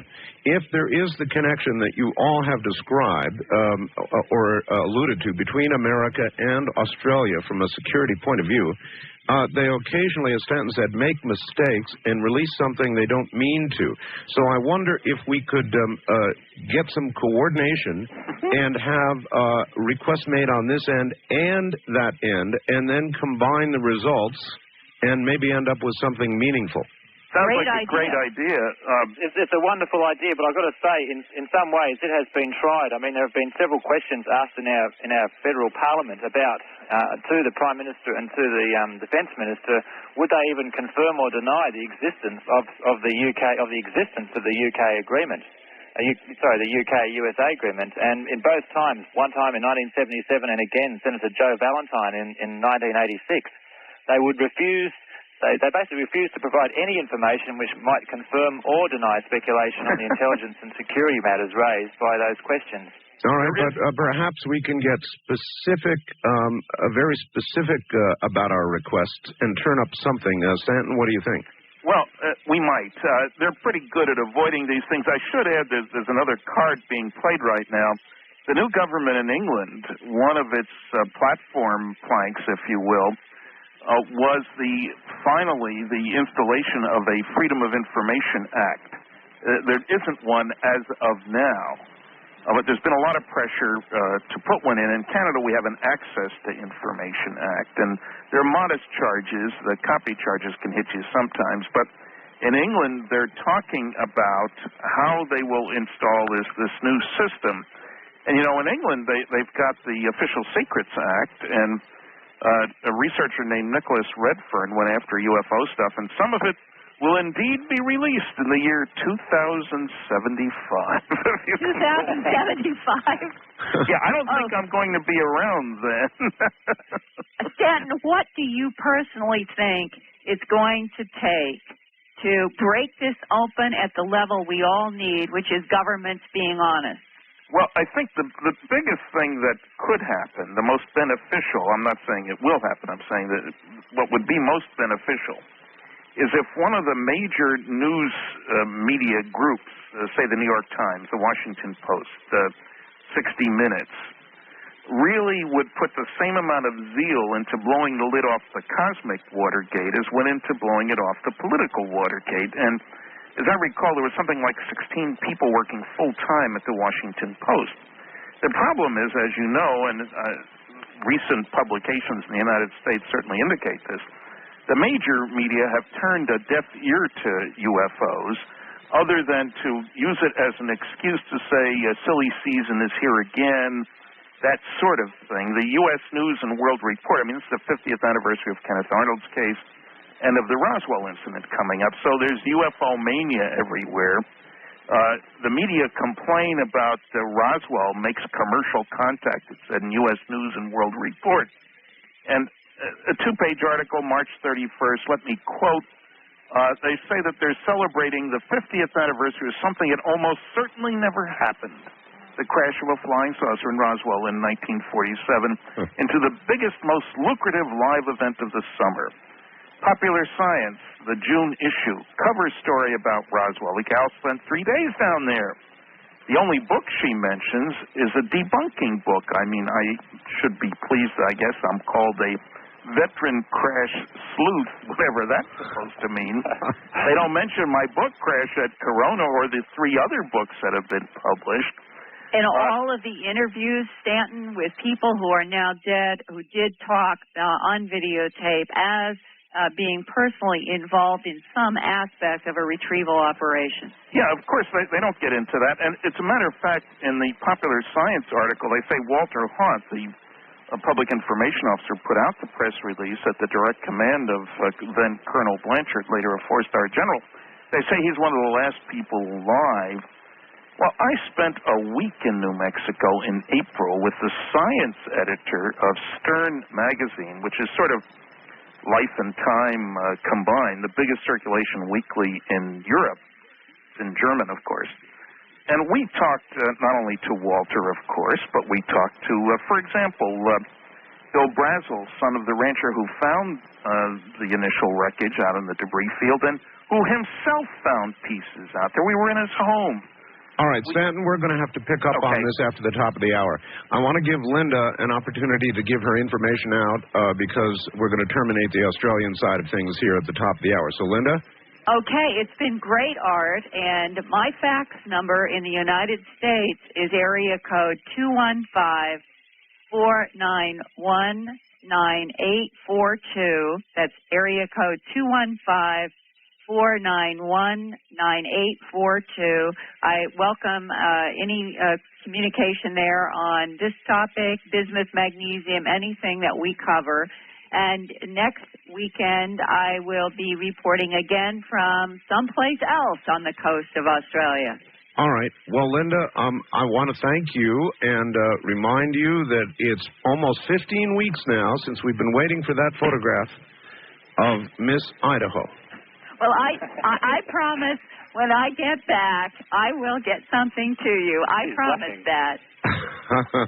In case she didn't tell you down there at Nexus, there is a photograph of Ms. Linda Howe as Miss Idaho, something you might want to get and demand down there. That's why she's blushing. and that's right, and publish in Nexus. Sounds like cover material. That's right. All right. Thank you both. Thank you. And good afternoon or evening to you, whatever it is. It's noon here, and I know it's night there where you are and where Stan is, and my best to you both. All right. Take care and good night. All right, folks. In a moment, we're going to take a break, and then we will go to New Brunswick once again. And after this very, very interesting conversation, We will talk at length with Stanton Friedman, and, of course, you'll get an opportunity to call in. It's 9. It's a very, very international kind of night. And good morning to everybody at NSA. Hope you're enjoying the show from an area near Dreamland. This is Dreamland. AM 1500 KSTP. Well, good evening, everybody, or good morning, as the case may be, across all these time zones. Stanton Friedman in New Brunswick is our guest. And what an interesting first hour. I'm not even sure that's ever been done like that before. I love doing first-time things, and tomorrow we'll bring yet another, which I won't tell you about right now. I will briefly tell you that my book, The Quickening, is still available in the second printing. It's a first edition autographed copy, and the second edition second to printing, I'll never get it right, appears to be going with the speed of the first. So if you want an autographed edition, that is not going to be available very much longer. First edition autographed copy of The Quickening, my book. The number to call right now is 1-800-864-7991. That's 1-800-864-7991. And we will discuss with Stanton a bit the weather question. And again, in the American Northwest, tornadoes in Washington, even Canada, unbelievable.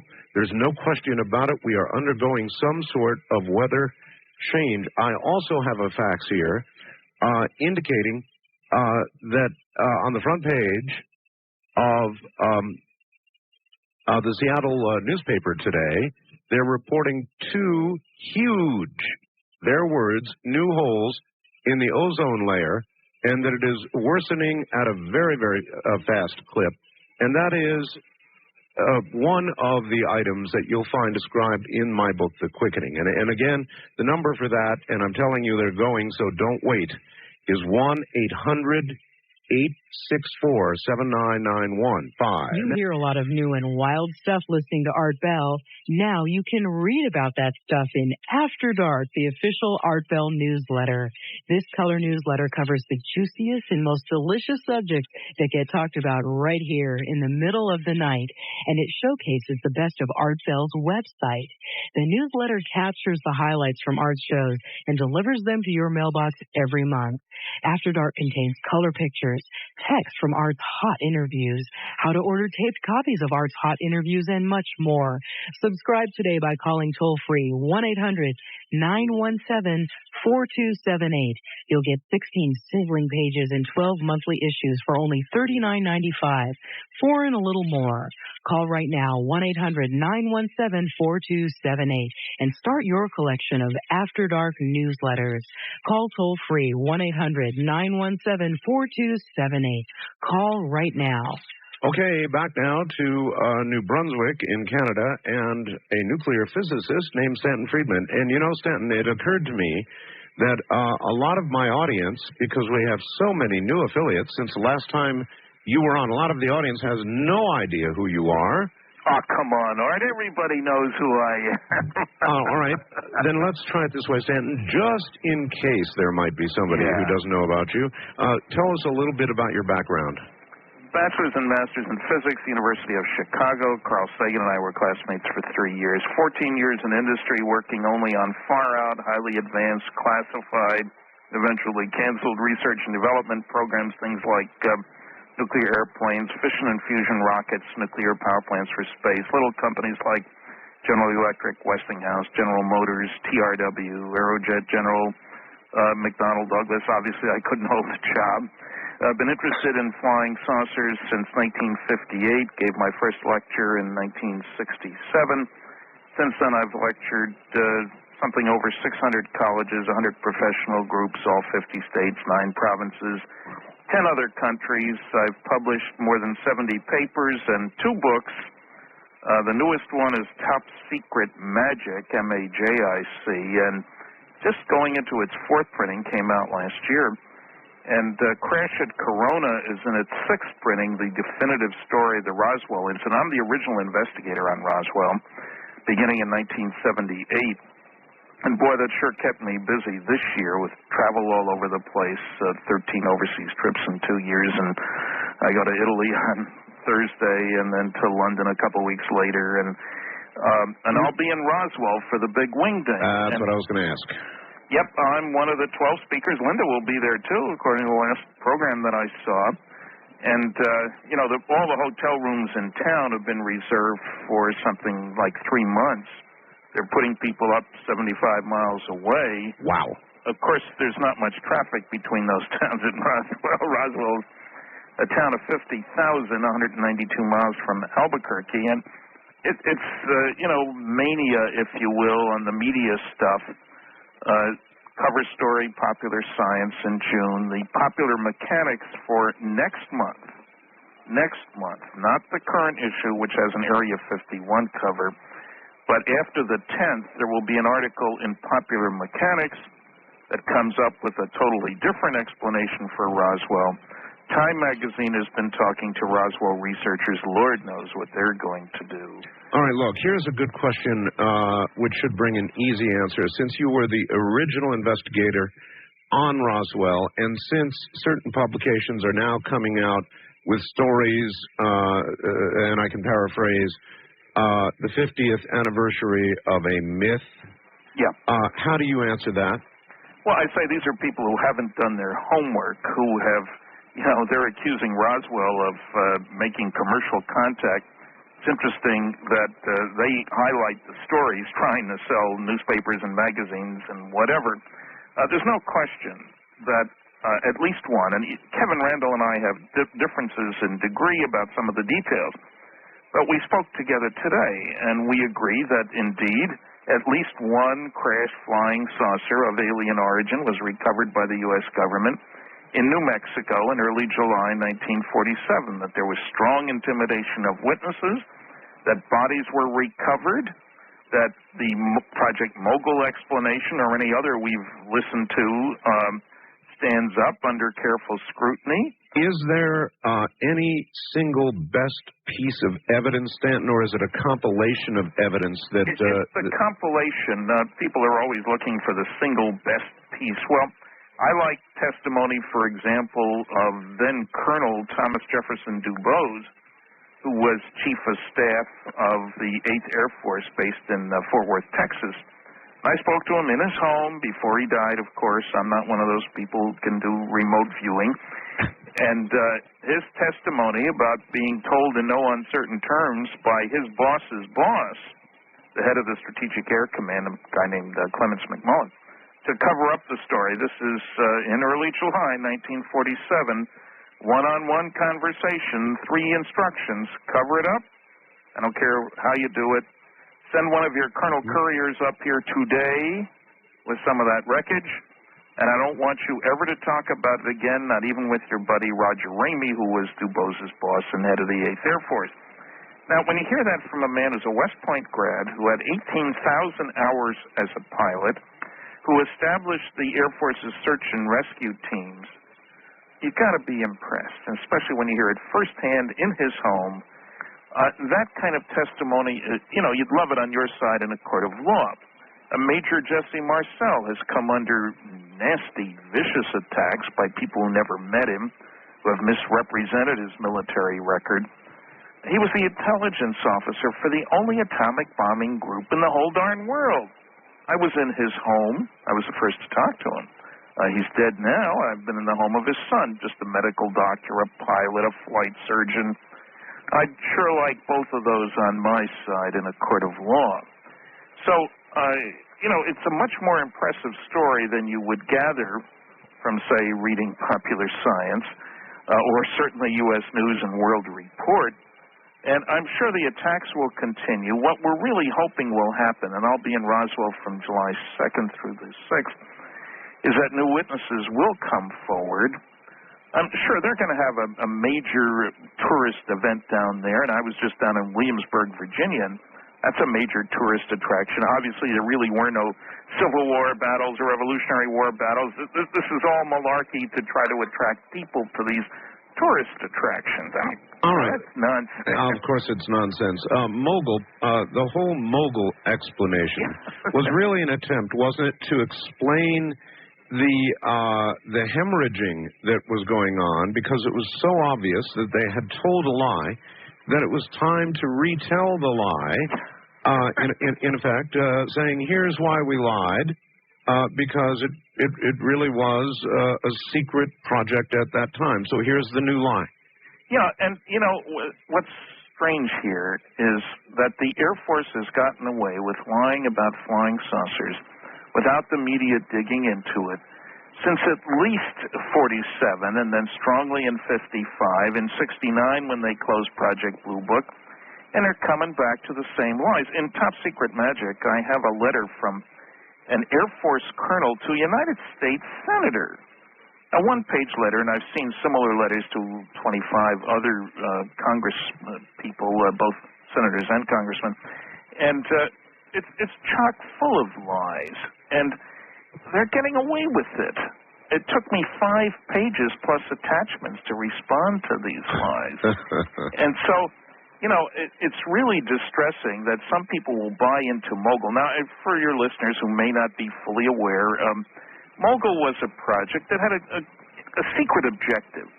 They wanted to be able to determine when and if the Soviets would explode a nuclear weapon. This is in the late 40s, and they didn't know how long it would take before they would, catch up with us, if you will. And it was hard to venture over the Soviet Union back then. We didn't have U-2s or anything, or satellites. So they had a project to set up a string of balloons about 600 feet long. They varied, 23 balloons at 20-foot intervals, plus they would have sonobuoys, devices for listening to sound waves. The idea was, if the Russians exploded an atomic bomb, it would send sound waves all the way around the world, just like certain things, sounds travel underwater for thousands of miles. Sure. And you'd need a constant altitude balloon, so that's tricky. You've got ballast, you've got radar reflectors, you got a whole bunch of stuff. Now, obviously, it's pretty hard to hide something that's 600 feet long, and the idea was to have it over the United States, not over the Soviet Union. And there was nothing about this system that in and of itself was classified. The balloons were standard balloons. The sonobuoys, the other junk, would all have little labels on the, where it was from. All the ranchers in the area had recovered balloons because weather balloons are all over the place in New Mexico. Roswell was the home of the only atomic bombing group in the world, Roswell Army Airfield. I was just there, and it's still impressive. They've got a 13,000-foot runway there, about the third longest in the United States, I think. Well, they called Mogul a balloon train, indicating it was more than a single... Yeah, it was like 23 balloons, standard weather balloons. Uh-huh. And at 20-foot intervals. Okay, so then Major Marcel, had there been 1 or 20, would have instantly recognized a weather balloon, 1 or 20. Of course. Yes, and not only that, he never reported seeing string holding these things together. The radar reflectors were flimsy kind of things. They had to be very lightweight, you understand. So it's sort of like kites, balsa wood and very thin aluminum foil that any 3-year-old can tear. And so he was familiar with balloons. He had courses in radar, the use of radar for monitoring things in the sky. He served in the Pacific. Colonel Blanchard, same way. There was war fought. They were both involved in it, and Roswell itself launched balloons every day. And so there's no question that he would have recognized. One of the things that impressed him, and from our first conversation he said this, was that there was nothing conventional. All right, well, all this is very impressive and undeniable. If your soulmate, Phil Klass, were here, what would he say, confronted with what you just said? Phil would dither. He would say that, well, Major Marcel, he lied all about his background because there's a guy named Robert Todd who's shown that his military record was a bunch of lies. He loves to say things like, you can't sue for somebody who's dead, unfortunately. So Major Marcel's son, who himself handled wreckage and recognizes wreckage, he served on military aircraft accident investigative teams. Yes. He cannot sue on behalf of his father because you can't libel a dead man. I talked to the Major's son here on the air. I interviewed him extensively, and he remembers the symbols on the bars, for example. Like nothing he has ever seen before or since. He said he put his fingers across them and could feel the raised or indented, I forget what he said. Embossed. Embossed, yeah, that's right. And so there's all of that, still firsthand, alive testimony. And it just seems indisputable. Do you expect any further? Is it going to be another 50 years, or is there going to be some final release of information? What's the best hope? That somebody else or more people come forward? Well, there's several best hopes. One of them is certainly that somebody who has a piece of wreckage. There's the story of a pilot named Pappy Henderson, who was at the base, who was an outstanding pilot during World War II, and who in 1981, after reading an article in a tabloid about crash sites, the first book, Bill Moore and I did the research, Charles Berlitz wrote the book, came out in 1980, and that led to tabloid stories and so forth. And when Pappy saw that, and he's called Pappy, his hair turned white during the war, which is not surprising, even though he was fairly young. Happened to a lot of people. Anyway, he was an outstanding pilot. He flew all the VIPs and all the equipment out to Kwajalein for the nuclear test Operation Crossroads in 1946. I've seen the paperwork on this. Anyway, Pappy in 1981 told his wife that he had always wanted to tell her, but it was classified, but now it was in the newspaper, so it must not be, that he flew some of that wreckage to right field, and he was aware of the bodies. Well, I had his wife, Sappho Henderson, on the Unsolved Mysteries program in 1989. I'd located her, and they used her. After the program, it turned out that Pappy had also told an old-time friend, at least 15 years, a dentist, about this back in 78 on his honor as a former naval officer, not to talk about it. And much more interestingly, in 1979, he'd actually handed him a piece of the wreckage. Took it back, unfortunately. Now, if Pappy had a piece, and you remember the proclivity of World War II veterans, GIs picked up whatever they could. Of course. Then there were probably other pieces out there, and I've got a lab all ready to go with analysis. So a major hope is that somebody who's got something in a drawer and is worried about it ever since will get out an address where I can be reached. I'm not out to put somebody on television who doesn't want to be there. I just want the information. Stanton, I will do that. I want to stop you for a second, though, and I want to ask you about, you're well aware now, it's been a couple of years, or a year and a half, of this bismuth magnesium stuff that I have. Yeah, you know, I'm truly fascinated by that, Art. I mean, the aluminum stuff, well, okay. Yeah, forget that. Yeah. And I'm intrigued all the pieces. As you remember, the original letter from the source of that sounded like science fiction. You remember some of the details on that. Of course. But Linda went through I mean, every machination you can imagine in getting these pieces tested, and we still are at a point where nobody knows what they are, what it's for, nobody can duplicate it. And I'll tell you what, Stanton, if we can get together physically, I will arrange for you to have a piece. All right. I'll keep that in mind. I should point out something. One of the difficulties, and Linda and I have talked about this at some length, I'd worked with a lot of crazy materials when I was in industry, and one of the problems you run into is if you have elements that are definitely here, and certainly bismuth and magnesium are, then you always worry about maybe this is something that had to do with a super-secret weapons-related program. Of course. You know, and that's where it gets hard because nobody can step forward and say, oh, yeah, we use that in our laser weapon system or, you know, that kind of thing. So it gets to be real tricky on that score. It does, but Stanton, let me ask you this.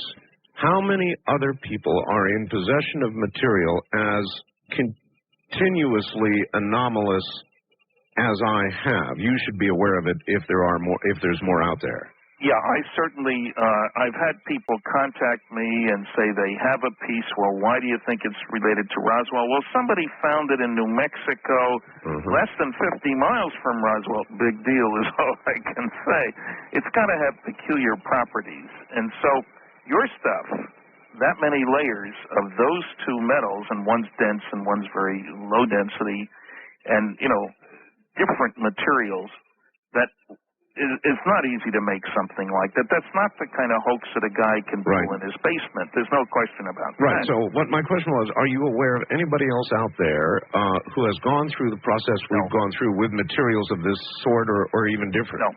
No, I am not. And you know what happened with that silver copper stuff at the museum? Oh, I do indeed, yes. And I personally wish one should do analysis first and publicity later. I'll tell you, I talked to an RCMP officer here once about, you get a big Royal Canadian Mounted Police. Right. You get a big crime, you ask for people to call, and you get hundreds of calls. I said, what percentage are useful? 2 or 3%.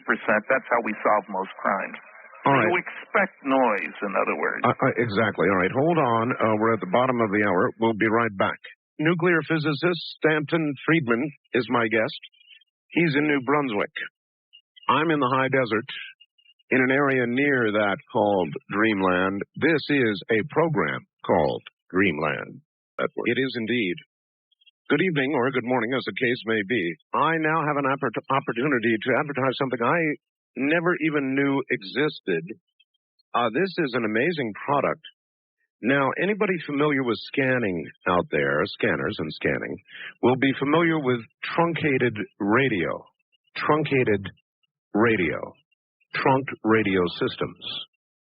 Now, this normally means, if you listen on a scanner, that you may hear public works on one frequency, and a moment later, a police chase issues on the same frequency, and these things move around frequency-wise. Well, I'll be damned. I never knew, and until this moment, I never knew it existed, but there is now a new scanner, the BC-235 Trunk Tracker Scanner Radio, handheld. And don't ask me how it does this, but it actually follows a truncated conversation. Wow. I would guess, since these are in the clear, that this is legal, but I'm not sure for how long it will remain legal. The Seacrane Company has acquired 10 of these. 1, 2, 3, 4, 5, 6, 7, 8, 9, 10. That's all they've got. This obviously also works as a conventional scanner. It has 300 channels. It has a backlit LCD display. Band search, priority channel, data button, extra battery and charger are included. And I am amazed, absolutely amazed, that this technology has popped up. But here it is. It's the BC-235 Trunk Tracker Scanner, and I bet it's not going to be legal for long. So I would grab one. There's only 10 of them, so 10 of you are going to get lucky. That's what it amounts to. $329.95, and the scanner freaks are going to jump on this hard. So if you want one, early in the morning is what I recommend.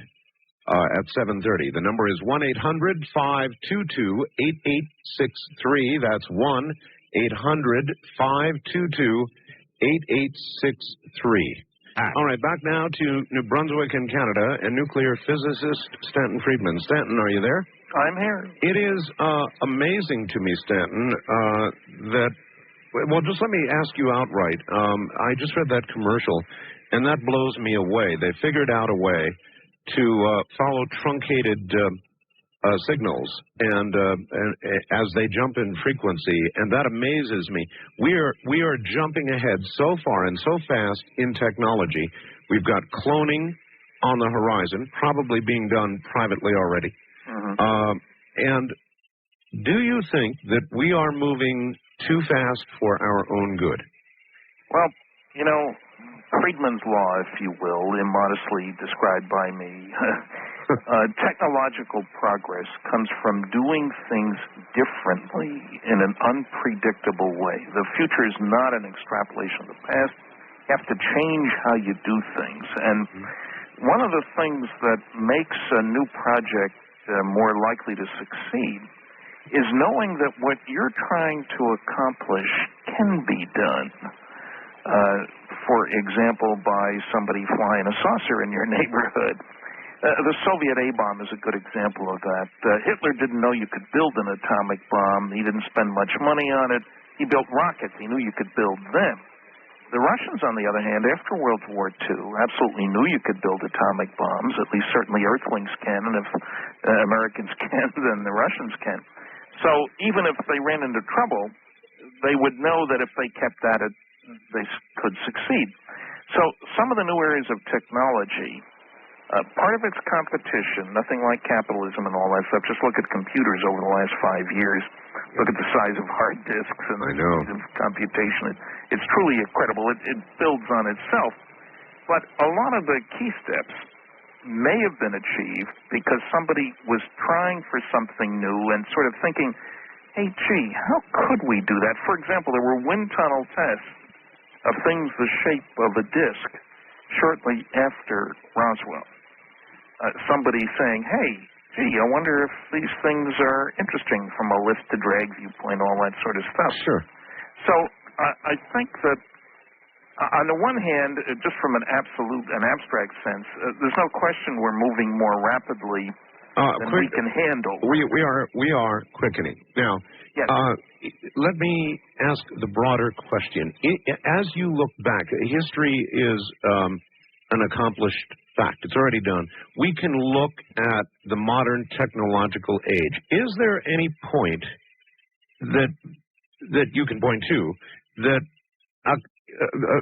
suggests historically an unaccountably large leap in technological capability? Well, the difficulty with answering the question is that certainly the amount of money you spend has something to do with this, and that's where the annual black budget comes into the picture. The total National Science Foundation budget, say 3 years ago, was about $3.3 billion. That covers biology, technology, mathematics, astronomy, all over the place. The total budget of the 3 nuclear weapons labs that year was $3.5 billion. That's just 3 nuclear weapons. The annual black budget is estimated at about $30 billion. Now, when you think of what you can buy in terms of top-notch people doing exciting research with the best equipment, and I get angry at what I call the ancient academics suggesting, Carl Sagan did this in one place, that, you got to have freedom to do good research.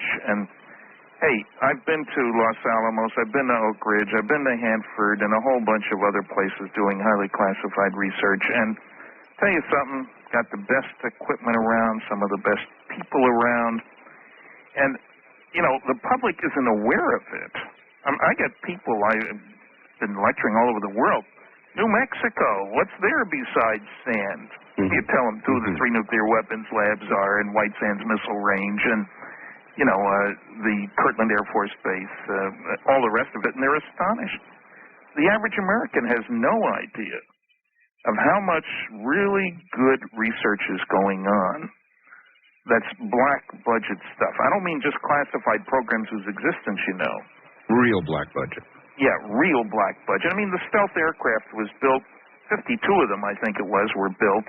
Over $10 billion was spent in something like a 15-year period before anything was said to the public about it. So what I'm trying to say is not that there haven't been strange leaps, but on the most sophisticated technology, we really have no way to judge whether the new developments per $1 billion spent is high or low. I follow you. And so it's one of the difficulties. It's one of the things wrong with having such a large black budget. Not only can money be wasted, but all kinds of good stuff can go on, and the public isn't benefiting because of the classified nature of the projects, things that could have assisted us in all kinds of other areas we don't know about because it's classified.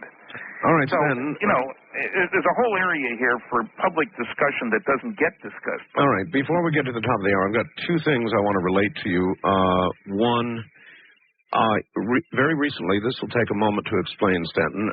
Very recently, I had a sighting of a disc. I'm talking about 4 days ago now, 5 days ago now. It wasn't just mine, and here's how it happened. I'll do it very quickly. It was 11:40 in the morning. My wife and I went down to shut our gate. That's after the local UPS and, so forth have come. We shut our gate at that point, and because I'm a day sleeper. And so we were coming back, and there was a twin contrail, which was coming from the east-southeast, headed to the west-northwest. And it was really gaining in altitude quickly, so quickly that I said, wow, I wonder if that's some kind of launch. And so I ran in and got my binoculars. And I was able to resolve then, at the end of the contrail, that it was a military jet. No big deal. And I began to go back into the house. My wife said, what the hell is that? And we looked about halfway back in the visible contrail, and just off to the side of the contrail, God, Stanton, here's a disc. No question about it, visible and I was able to resolve it very well with the binoculars. I've got a very high-powered pair. And this thing was following along next contrail. Then it stopped dead. Stopped absolutely dead. And my wife and I stood there in 3 or 4 minutes. And then this thing starts taking off toward the south and gaining in altitude like a bat out of hell until it turned into a dot and could not be resolved by binoculars any longer. And I was so staggered. It's only the second thing I've ever seen in my life of its sort, daytime this time, and I brought my wife on the air again. And one additional thing you should know, the sun was essentially behind it. The jet I could resolve as a metallic object. I couldn't quite tell you which kind of jet it was. Clearly an airplane, though. Yes, sir. And the other object, the disc, was glowing. And when I say glowing, I mean like a second sun. So it was emitting some sort of energy. There's no question about it. Did that color change while you watched it? It did not. And it was the same when it was standing still as when it was moving. That's correct. That's it. That's the total description of the sighting. But, and one might say, well, the jet let off a flare. No, it didn't. Not one that followed it, then took off to the south and gained in altitude to the point where it was no longer resolvable. It was an amazing daytime sighting, and we're still sort of stunned by it. Any idea the relative size compared to the jet? Interesting question.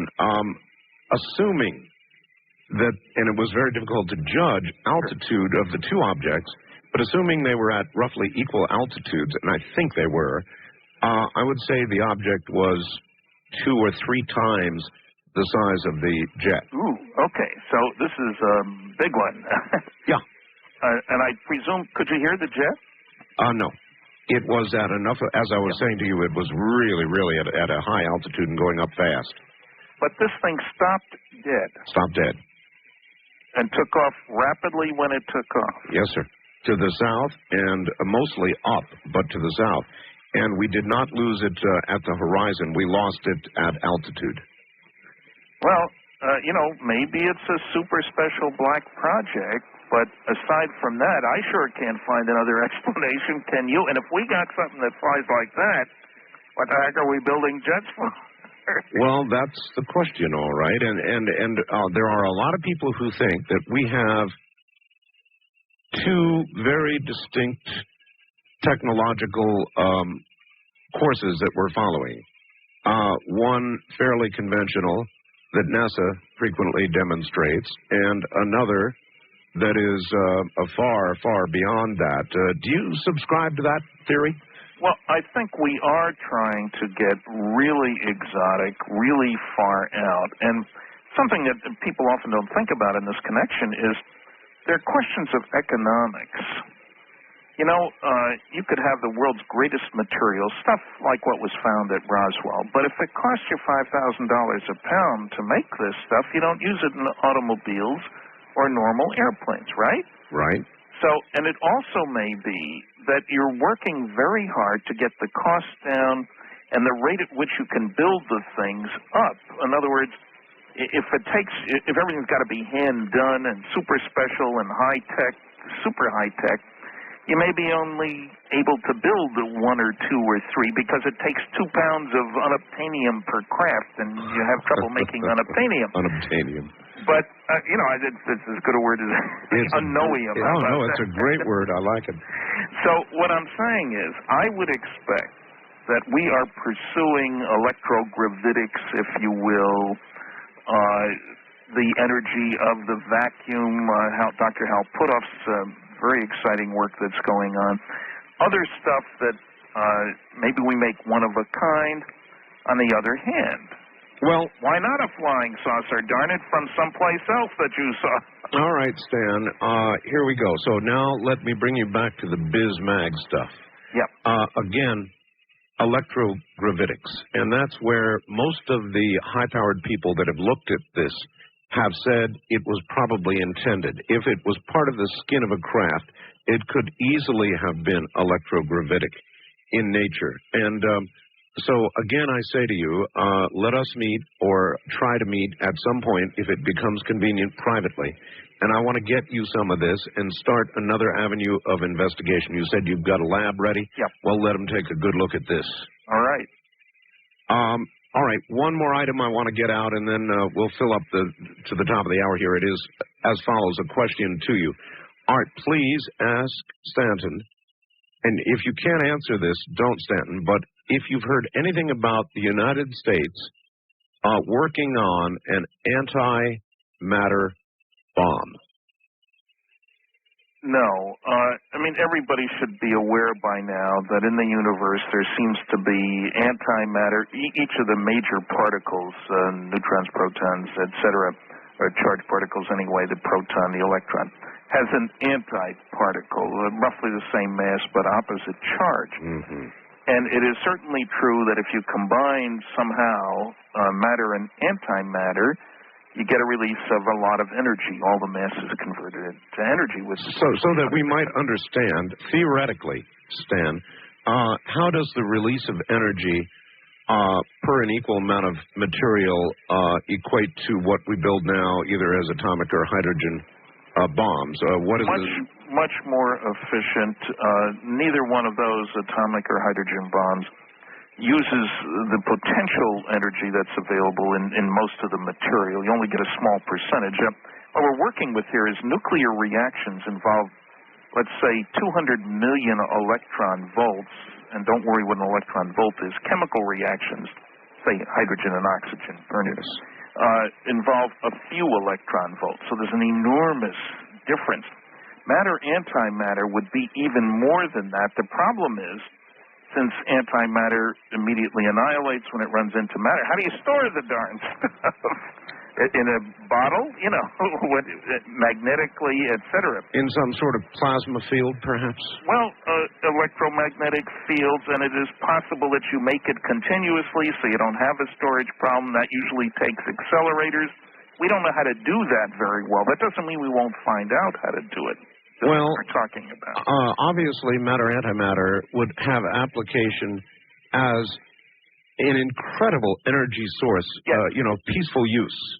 But do you have any doubt at all, and because we both know there's billions into these black projects, and you know damn well they're working on this, that they would develop this for peaceful use, or whether the first application that they would seek with their billions would be a matter-antimatter bomb?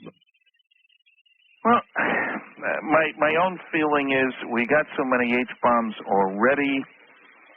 Is it worth doing, in other words? Now, on the other hand, for a propulsion system, for a weapons delivery system, yes, then that gets rather exciting because you don't take a lot of fuel and it doesn't take a lot of mass, and maybe you can get from here to there in no time flat. I can see where weapons delivery is really the crucial problem because we have defenses, we have radar, we have special radar, we have missiles to attack the missiles, that kind of thing. So if you could have a super special weapons delivery system, there's no question in my mind that you'd go for that a lot more quickly than the bomb itself. Our bombs are good enough. Getting them to where we want them to go is getting more difficult as the radar gets better, and we have had a constant tension between action and reaction, between weapon and defense, and sometimes one wins, sometimes the other wins. One of the objections I had to the Roswell initiative, where demanding the government release not just about Roswell, all its information, but about all aspects of ufology, is that what if we have developed a new means of detecting something in the atmosphere 2 years ago? Should that be released? I don't think so. So it may be that we're in the middle of matter, antimatter, and a whole bunch of other things you can think about. All right, I'm going to think of one right now. Have you seen the STS-48 video? I've seen a quick look at it, and I'm mystified like everybody else is mystified. And as you know, one of the key questions is how far away is the stuff? And are we testing some kind of an Star Wars, if you will, system to cover a whole bunch of... Sure looked that way. Yeah, it does. And I must tell you that Richard Hoagland came to visit me within the last week, and Stanton, he brought with him STS-50 video that I think nobody's seen. And I must tell you, the STS-50 video makes the 48 video look like kindergarten stuff. So I will have that to show you as well. Okay. Looks like we got to go out west. Yeah, looks like you've got to come out west. Well, I know you are coming to Roswell after all. Oh, yeah. Yeah. So you'll be a hop, skip, and a jumping away. And you never know, somebody may yet talk me to coming down to Roswell. For the big event. It's going to be a big event, all right. When we come back, I want to ask you a little bit about the weather. I don't know how carefully you've been watching it, Stanton, but it does not, as I've been telling my audience, take a candidate for employment at NASA to see that we are beginning to have some serious weather problems. And we're also getting reports of, for example, a 2,000-kilometer opening in the ozone, which worsened by a factor of 40% in 30 days. And now a report in the Seattle paper of two huge, brand-new ozone holes. And so I want to ask you a little bit about that sort of thing when we get back. So rest, and we will be back to you. Stanton Friedman is my guest. When we come back, we will get the phone lines open for Stanton. The East of the Rockies line is 1-800-825-5033, and you'll hear the others in a moment. I'm Art Bell from an area near Dreamland. This is Dreamland. Again, here I am. Stanton Friedman is my guest, nuclear physicist, and I guess he's been called the flying saucer physicist. Interesting title. We'll ask him about that. And we'll get back to him in a moment. And hey, if you've been hesitating on levitating, now's the time. Call 1-800-275-2877. Levitron. All right. Back to New Brunswick and Stanton Friedman. Stanton, how come they call it the flying saucer physicist? Are you happy with that title? Do you mind that? No, I don't mind it at all. There are worse things I've been called by far, and actually it elevates my status. You know that, Art. After all, how many other people call themselves flying saucer physicists? As a matter of fact, I do know of two other good scientists, both with PhDs, which I don't have, who are physicists and who are seriously interested, but not spending their life as I am into UFOs. But no, I think one of the problems with ufology, if we can call it that, is that everybody and his brother is an expert. They read 2 books, they carry a briefcase, and they're away from home, and suddenly they're an expert. And I've had people say, oh, I've read everything you've written, and you talk to them for 2 minutes, and you realize they've read 1 paper, and I've written 70, you know. So, no, I don't mind it at all, and I think part of the problem today with ufology is that even the people who have a serious interest don't seem to be aware of how much acceptance there is for the idea of flying saucer reality. I noticed that the Popular Science article says an astonishing 48% of the people, an astounding number of Americans, I'll read it, believe that spaceships have visited our planet, even though no physical evidence of this exists. That's an interesting statement. Yeah. They say 48% of Americans believe UFOs are real, thus leaving the impression that 52% say they're not. Well, the very poll they're talking about showed 48% said they're real, only 31% said they're not. Well, they leave that no opinion. Yeah, they leave that one out generally. Yeah, they do. And I've been on shows where they take polls, television shows and stuff, where you call in a certain number to say yes or no to a question. And do you think the government's covering up the facts about flying saucers? 92% agreed with that. Right. I've been on with Philip Klass. Do you think UFOs are real? Only 83% said yes after we went at it. So why are they astonished? The polls have been consistent for 30 years, for goodness sakes. Now, the point I was getting at is that even though most people believe that the planet's being visited, most people still think that most people don't believe. And that affects their actions, whether they're an editor or an observer of a flying saucer or a thesis, somebody who can have students do theses. As long as you think most people don't believe, you're not going to talk about what you've seen. You're an obvious exception, of course. And you're not going to sponsor, and you're not going to look at the subject in a scientific fashion because you don't want other people to laugh at you. That's right. All right. That's what I'm trying to do, is lift the laughter curtain. All right. Look, I'm going to lead you away from your field of expertise just for a second. Sure. The weather clearly seems to be changing. The ozone problems we're having in the Antarctic. There's now reports of simple single-celled or multi-celled organisms that are undergoing actual genetic change. There's an ice field that's about to slip into the ocean, they say, shortly. In other words, things in the environment seem to be on the move, Stan. That flood that was in the Red River Valley, the Canadian side of that's a 500-year flood. Yes, sir. You don't expect one like that except every 500 years. Yes, sir. And so there have been more weather extremes, if you will, hot, cold, winds, all kinds of things. A lot of wind.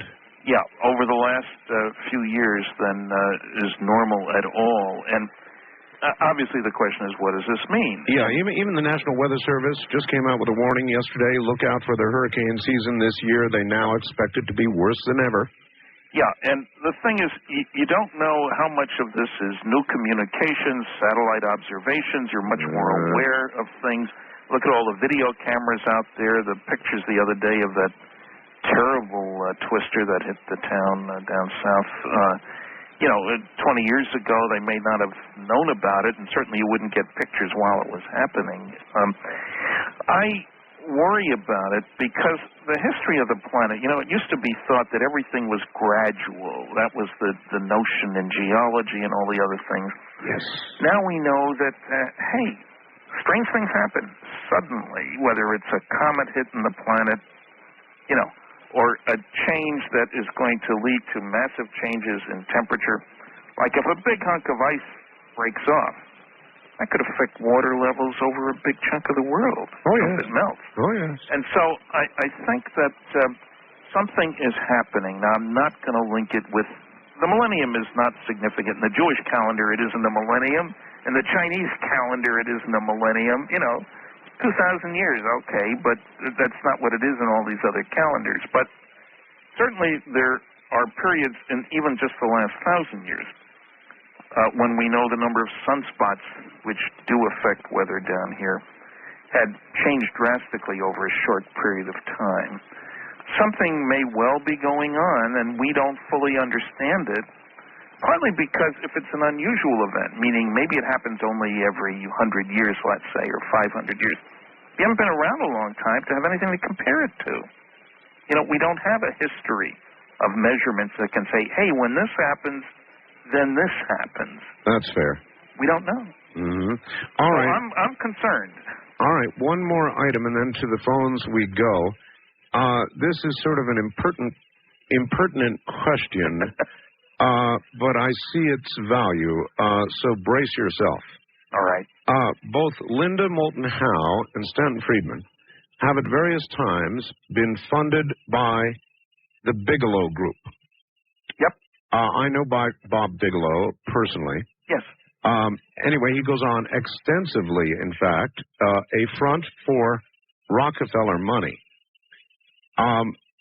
Bigelow stopped funding UFO organizations in favor of NIDS, or the National Institute of Discovery Science, headed by, in quotes, Dr. Death, or otherwise known as Colonel John Alexander, another man I know personally, who has been on the air talking about non-lethal weapons, and this person in the face.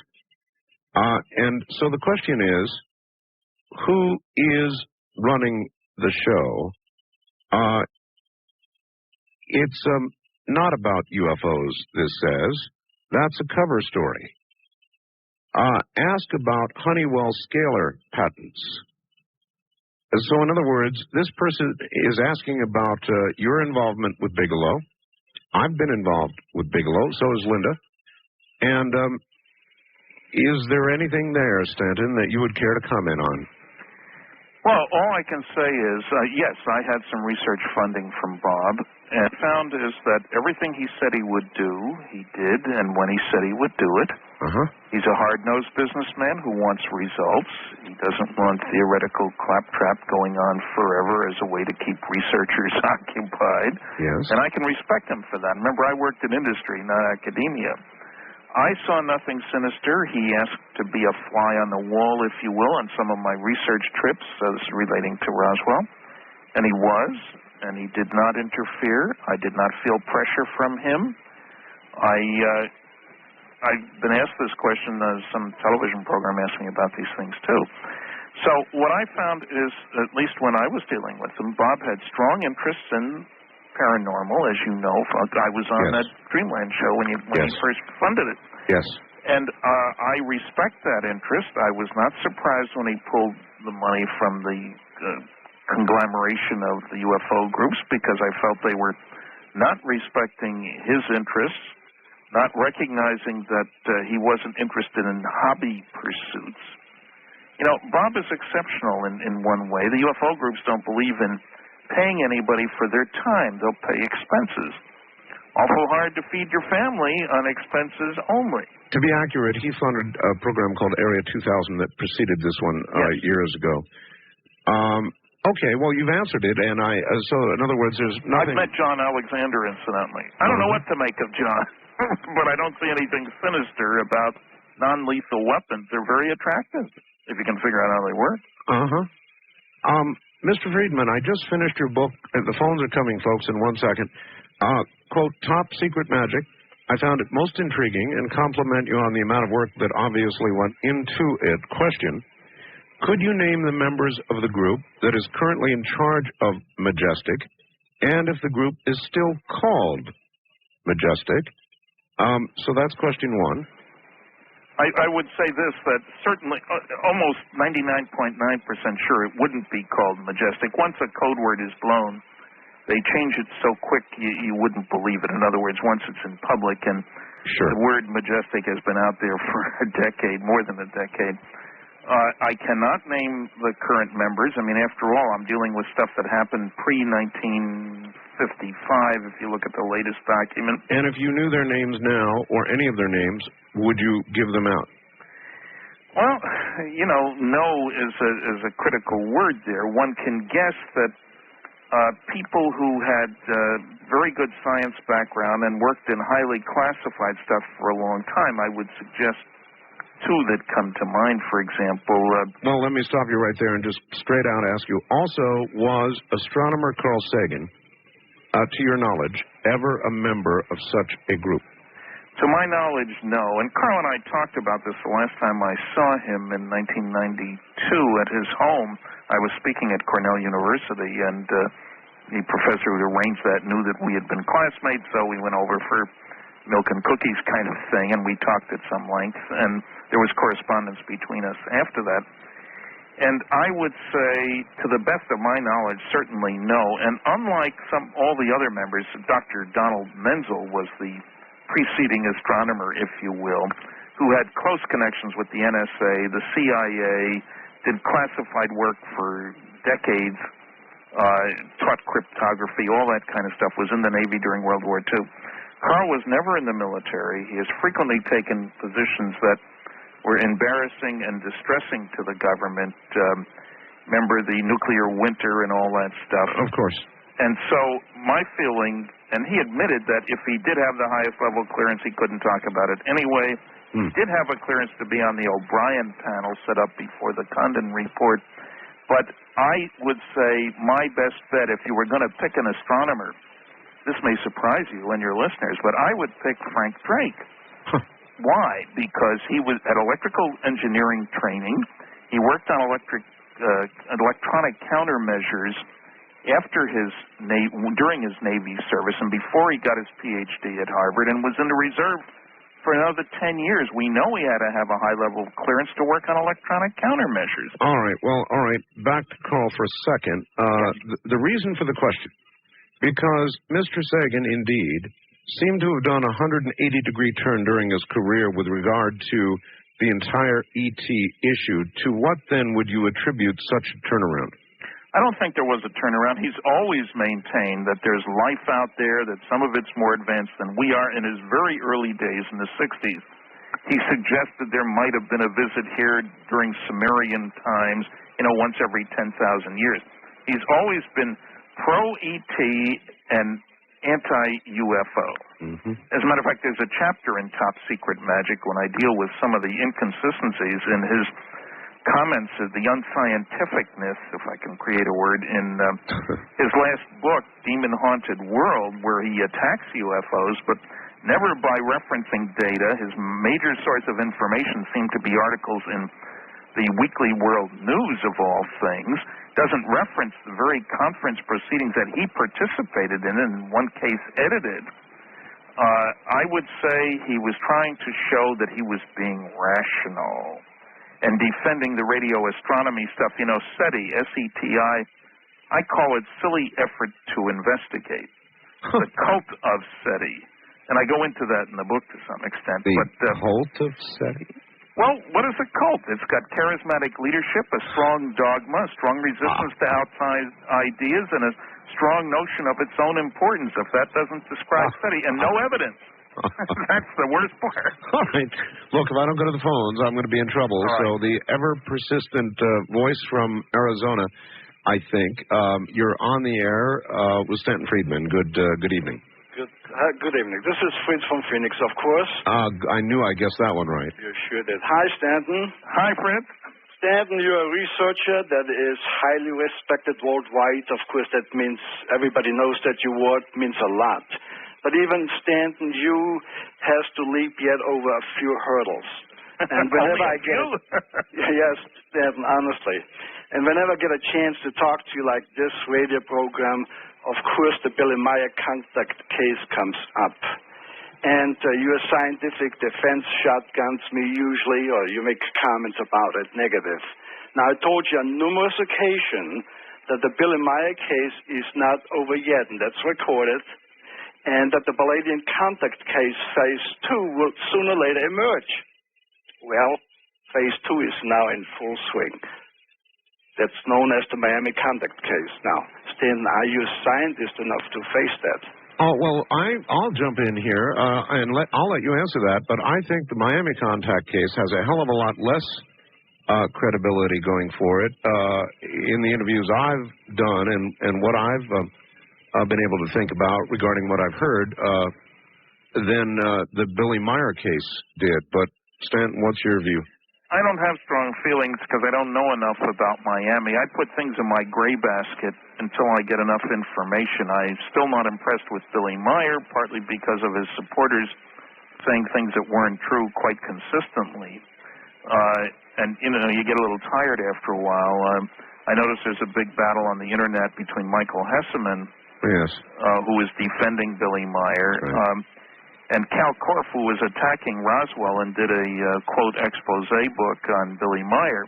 And I think he probably went overboard there, too, although initially I was impressed. But I can't do much with gray basket cases. And certainly there are fraudulent aspects of the Billy Meyer case. Semyasi's hair was the same as our hair, that picture of Jesus, all that sort of stuff. The Miami case, what can I say? I don't know enough to say anything, so I'm not going to. So in other words, with what you know right now, it would be in the same gray basket? Yes. All right. We don't have enough time to take another call right now. We will after the break, and I promise everybody we'll go hard to the phones after this break. Truly an intriguing, very intriguing night, wouldn't you say? My book, The Quickening, first edition, autographed copy, available for a little while longer because the second printing of this thing is selling out like crazy. The number is 1-800-64-7991. You can call that 24 hours a day until you manage to get through. That's 1-800-864-7991. This is Dreamland. Are the ones. Now, in my humble opinion, and I've been doing these programs now for years, this is one of the best. If you would like an archive of it, you can get a copy by calling 1-800-917-4278. That's 1-800-917-4278. Back to Stanton in New Brunswick, Canada in a moment. Are you rating America's trusted name in private hard assets? You don't have to be rich to own gold. Just smart. All right, Stanton, we don't have, much time left, and so I'm going to ask for some fast answers to a fast question here, and then we'll go to the phones. Do fictional programs like Dark Skies, The X-Files and such, Strange Universe, all of them, hinder or help UFO researchers like yourself in terms of the way people perceive your credibility? Mixed bag. I think sometimes they help because at least they make the media aware that people are interested. Although Dark Skies has been canceled, it dealt with Operation Majestic 12, which is what Top Secret Magic is about, so maybe it helped. I would like to add that I know things you don't know about Dark Skies, and though it may appear canceled, and that's all I can say. Okay, well, I've heard other stories, but that's another matter. I know the creator, and anyway, I can't say anymore. Then this, whose UFO research do you really admire, and are there any publications or TV or radio programs that are reliable as sources of UFO information? There are a lot of reliable sources. I even have a free list, and as a matter of fact, you've got this huge computer-savvy audience. Let me give a web page, whatever. Well, before you do that, let me tell my audience that right now, if you go to my website and you go down to the guest area, you will see Stanton Friedman's name there. And if you click on that, you will automatically be taken to Stanton's new website. And I highly recommend you do that. The link is up there right now, Stan. Oh, good. At www.artbell.com. So, having said that, give out your information. It's UFO-paranormal.com. UFO dash in the middle, right? Yeah, not underlined. Yeah, paranormal.com. And they'll get, it's a shopping market, if you will, but for free they can get an article on the Cosmic Watergate and a list of about 25 different videos, scientific papers, books, covering all aspects of the UFO phenomena. In terms of people whose work I admire, and, I'll give out my address, too, for people who have to go the old ways, self-addressed stamp, number 10 envelope, Stan Friedman, Post Office Box 958, Houlton, Houlton, Maine, ME, 04730-0958. I know not everybody has a computer. Yeah, you're going to have to do that again. Okay. People are not that fast. All right. It's Stan Friedman. Send a self-addressed stamped number 10 envelope. You'll get a free list of papers and an article on the Cosmic Watergate. Post Office Box 958, Houlton, Houlton, Maine, ME, 04730-0958. I live in New Brunswick. Houlton's on the border between New Brunswick and Maine. I know I confuse people. He's in New Brunswick. Well, post office box is in Maine to make it easy for Americans who are most of your audience. Actually, now that's somewhat changed, Stan. We have a line of 50,000 waters almost covering all of Canada. Great. And one last, and this is a big one, make it a fast answer if you can. Why is there so damn much conflict among UFO researchers? I think part of it is stimulated by the government. Disinformation always follows when good information has leaked out. There's also who's king of the hill. But as I said earlier, I spoke with Kevin Randall today. We agreed about a whole bunch of things. There wasn't any bad words between us at all. What's important here is the reality in Roswell's case of Roswell, not the trivial details that we differ on. So some of us, at least, are trying to change that. The enemy's the Air Force, you know what I mean? All right, back to the phones. East of the Rockies, you're on the air with Stanton Friedman. Hello, where are you, please? I'm in New York. In New York, all right. Hi, Stanton. Hi. How you doing? I have a question. Sure. Have you been keeping up on what Dr. Greer has been doing? I've been following through the internet and stuff. I've seen summaries of his work. I have very mixed feelings, partly because somebody else, not Dr. Greer, released the names of some of the people who provided information to this group of congressional representatives in Washington, and that was definitely a no-no. That people who were to participate were assured that their names wouldn't get out unless there was an amnesty kind of thing. I think he makes claims that on some cases cannot be substantiated by any evidence. He seems to be strongly against the typical abduction scenario, but without really giving any indication he's investigated it. So it's a mixed bag. And I think he used to be at least very naive about how security works. I mean, get somebody who's got friends to get their friends who have clearances to open up. Well, that's not the way it works. So, in opposition to the abduction research, but at the same time has led groups trying to call UFOs down? Yeah. He's trying to make contact. I think he wants to be Earth's first representative to the aliens, but that's foreign affairs, and the government has laws against doing that, frankly.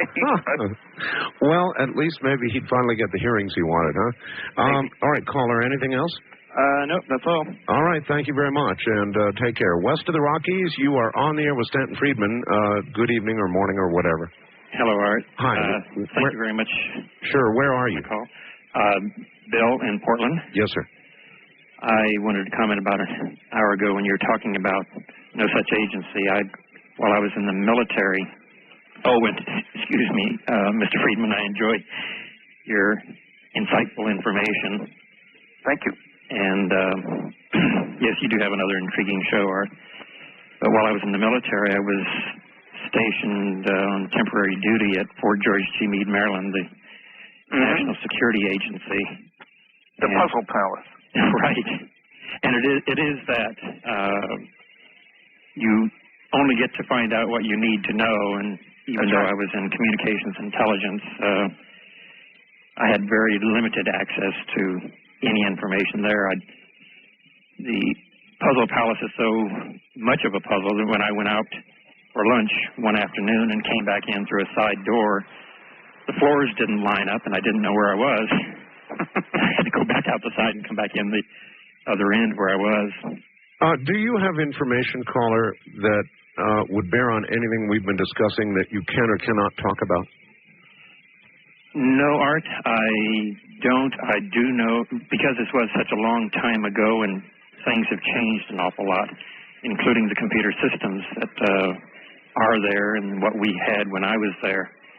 When I was overseas, I do know that within minutes of a rocket launch at Tartam missile range in Russia, we got an emergency notification. I'm sure all the bases around the world received that just to let us know what had happened. So we were very much on top of anything that happened. So if it's reasonable to conclude, which it is, I guess, that we could do that then, imagine what we can do now. Exactly. All right. Well, thank you very much. And I'm sure he's right, Stan. Oh, yes. No question about it. I've heard from other former NSA people. All right. First-time caller line. You're on the air with Stanton Friedman in New Brunswick. Hello. Hi. This is Bill calling from Willowick, Ohio, east of Cleveland. Yes, sir. And I guess this question is more of a historical reference type than more current, but I've just been reading microfilm articles out of the Cleveland Public Library over the past few years, and I stumbled on something after looking for actually another subject matter, but it had to do with President Truman and his waiting on a airport runway while his mother was dying on September 25th, 1947, while he was waiting to sign papers that actually turned out to be the formation of the National Security Act, with James Forrestal becoming the first Secretary of Defense after a year and a half of haggling. I don't know if you ever found any information in looking this up, but that was such a profound point to me that he would interrupt, and he never got to his mother's deathbed because of the fact that he delayed waiting for the papers to be corrected so he could sign all that in the act after all those months of haggling. It always struck me that the type of guy that he would have said, the hell with it, we'll wait for it till I get back after my mother's death and we'll take care of this thing. But that and then the CIA being formed within all a 3-week period after that first week in July, it just astounds me. Well, it was a very busy time. It's also the date of one of the establishment of Operation Majestic 12. I go into that in Top Secret Magic, and it was an action-packed week of stuff right on the 25th of September. The whole government got changed. The Air Force became a separate body, not just the CIA, being converted from the old Central Intelligence Group. Forrestal actually took his oath a couple days early. Truman had been off to Brazil at a big conference and came back by ship, the Missouri, as a matter of fact. And so he had a lot of catching up to do. And Forrestal took concern about what was going to happen in Italy, I think it was, the communists pushing down there and stuff. So the government was involved in several, I'll call them crises. Mostly the outside world didn't know a heck of a lot about what was going on. But certainly Forrestal's diary and other places indicate that there was a great deal of concern. Yes, you're right, Truman was certainly dutiful to his mother, and it was a switch. But the Truman Library, I've been to 17 archives altogether, and the Truman Library isn't the plushest, but it's one of the nicest in terms of the people and being able to get out. There's a lot of stuff still classified at the Truman Library. And he went out of office in 53. Yeah, there you are. Wildcard line, you're on the air. Yes, sir. El Paso, Texas. All right. Just a mere 205 miles from Roswell. Indeed. And yes, and Lord and behold, we're getting a little rippling of 50th anniversary next month. Anyway, Stanton, nice talking to you, sir. And is it so, sir? Kindly confirm what I found out myself about 4 or 5 months ago. At that time in 1947, the Soviet Union, their spies in the United States, actually had their little investigation in them. Or what may not have been. There was a geographer, actually, who has recited the story. It was printed in the Soviet Union, and he told it to a television newsman that Stalin asked Korolev and 2 other scientists. Korolev, I don't know how to pronounce it. I am Russian 3 generations back, but was sort of the Werner von Braun of the Soviet Union. I mean, that's the kind of person we're talking about. He was asked to spend, under special circumstances, reviewing data about flying discs and to see whether it was a threat to the security of the Soviet Union. And he concluded that while they were real, there didn't seem to be any security threat to the Soviet Union. And when the geographer was asked, well, what was the information that was given to a whole staff of women that translate things and that sort of stuff, and supposedly it was special access. George didn't know it was spy material. Now, we know, indeed, Fuchs and other people were spies at Los Alamos. They got some of the wreckage, and perhaps a body or two went to Los Alamos. You got high-level security, high-talented people right there. That's what you'd use, in other words. Apparently knew more about Roswell than the American people did at the time it happened, which I find kind of hilarious. Figures. And I understand that we, the laymen out here, really found out about it, more so the archives after the collapse of the Soviet Union in the mid-'80s. Well, the beginning of the research was 1978 when I first talked to Major Marcel, and the first book out, The Roswell Incident by Charles Berlitz and William L. Moore, came out in 1980, but it didn't cause a big splash. The media noise certainly has been much more recent. The TV movie Independence Day, and which only, I think somebody said it cleared $700 million bucks, grossed $700 million all over the world. That's right. A lot of people saw it. You bet. So there was nothing between basically July 9th. The big story came out July 8th. It was in evening papers from Chicago West. The cover-up story came out the next morning.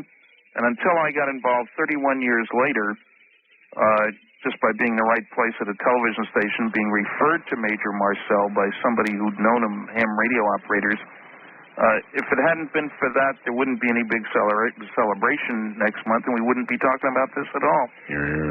All right. East of the Rockies, you're on the air with Stanton Friedman. Where are you calling from, please? I'm calling from Port View, Pennsylvania. Yes, sir. Yes, my name is Fred, and Art, I've talked to you last time when Joyce Riley was on. Yes. And we talked By the way, look for her to be on again next week. Oh, great. And I was the one that discussed nerve agents in Laos and Cambodia. Yes, sir. Sawdust. And I'd like to discuss with Stanton an item that happened to me. I've had 4 separate encounters. The last one being in '94, and I was a air traffic controller in Reno, Nevada.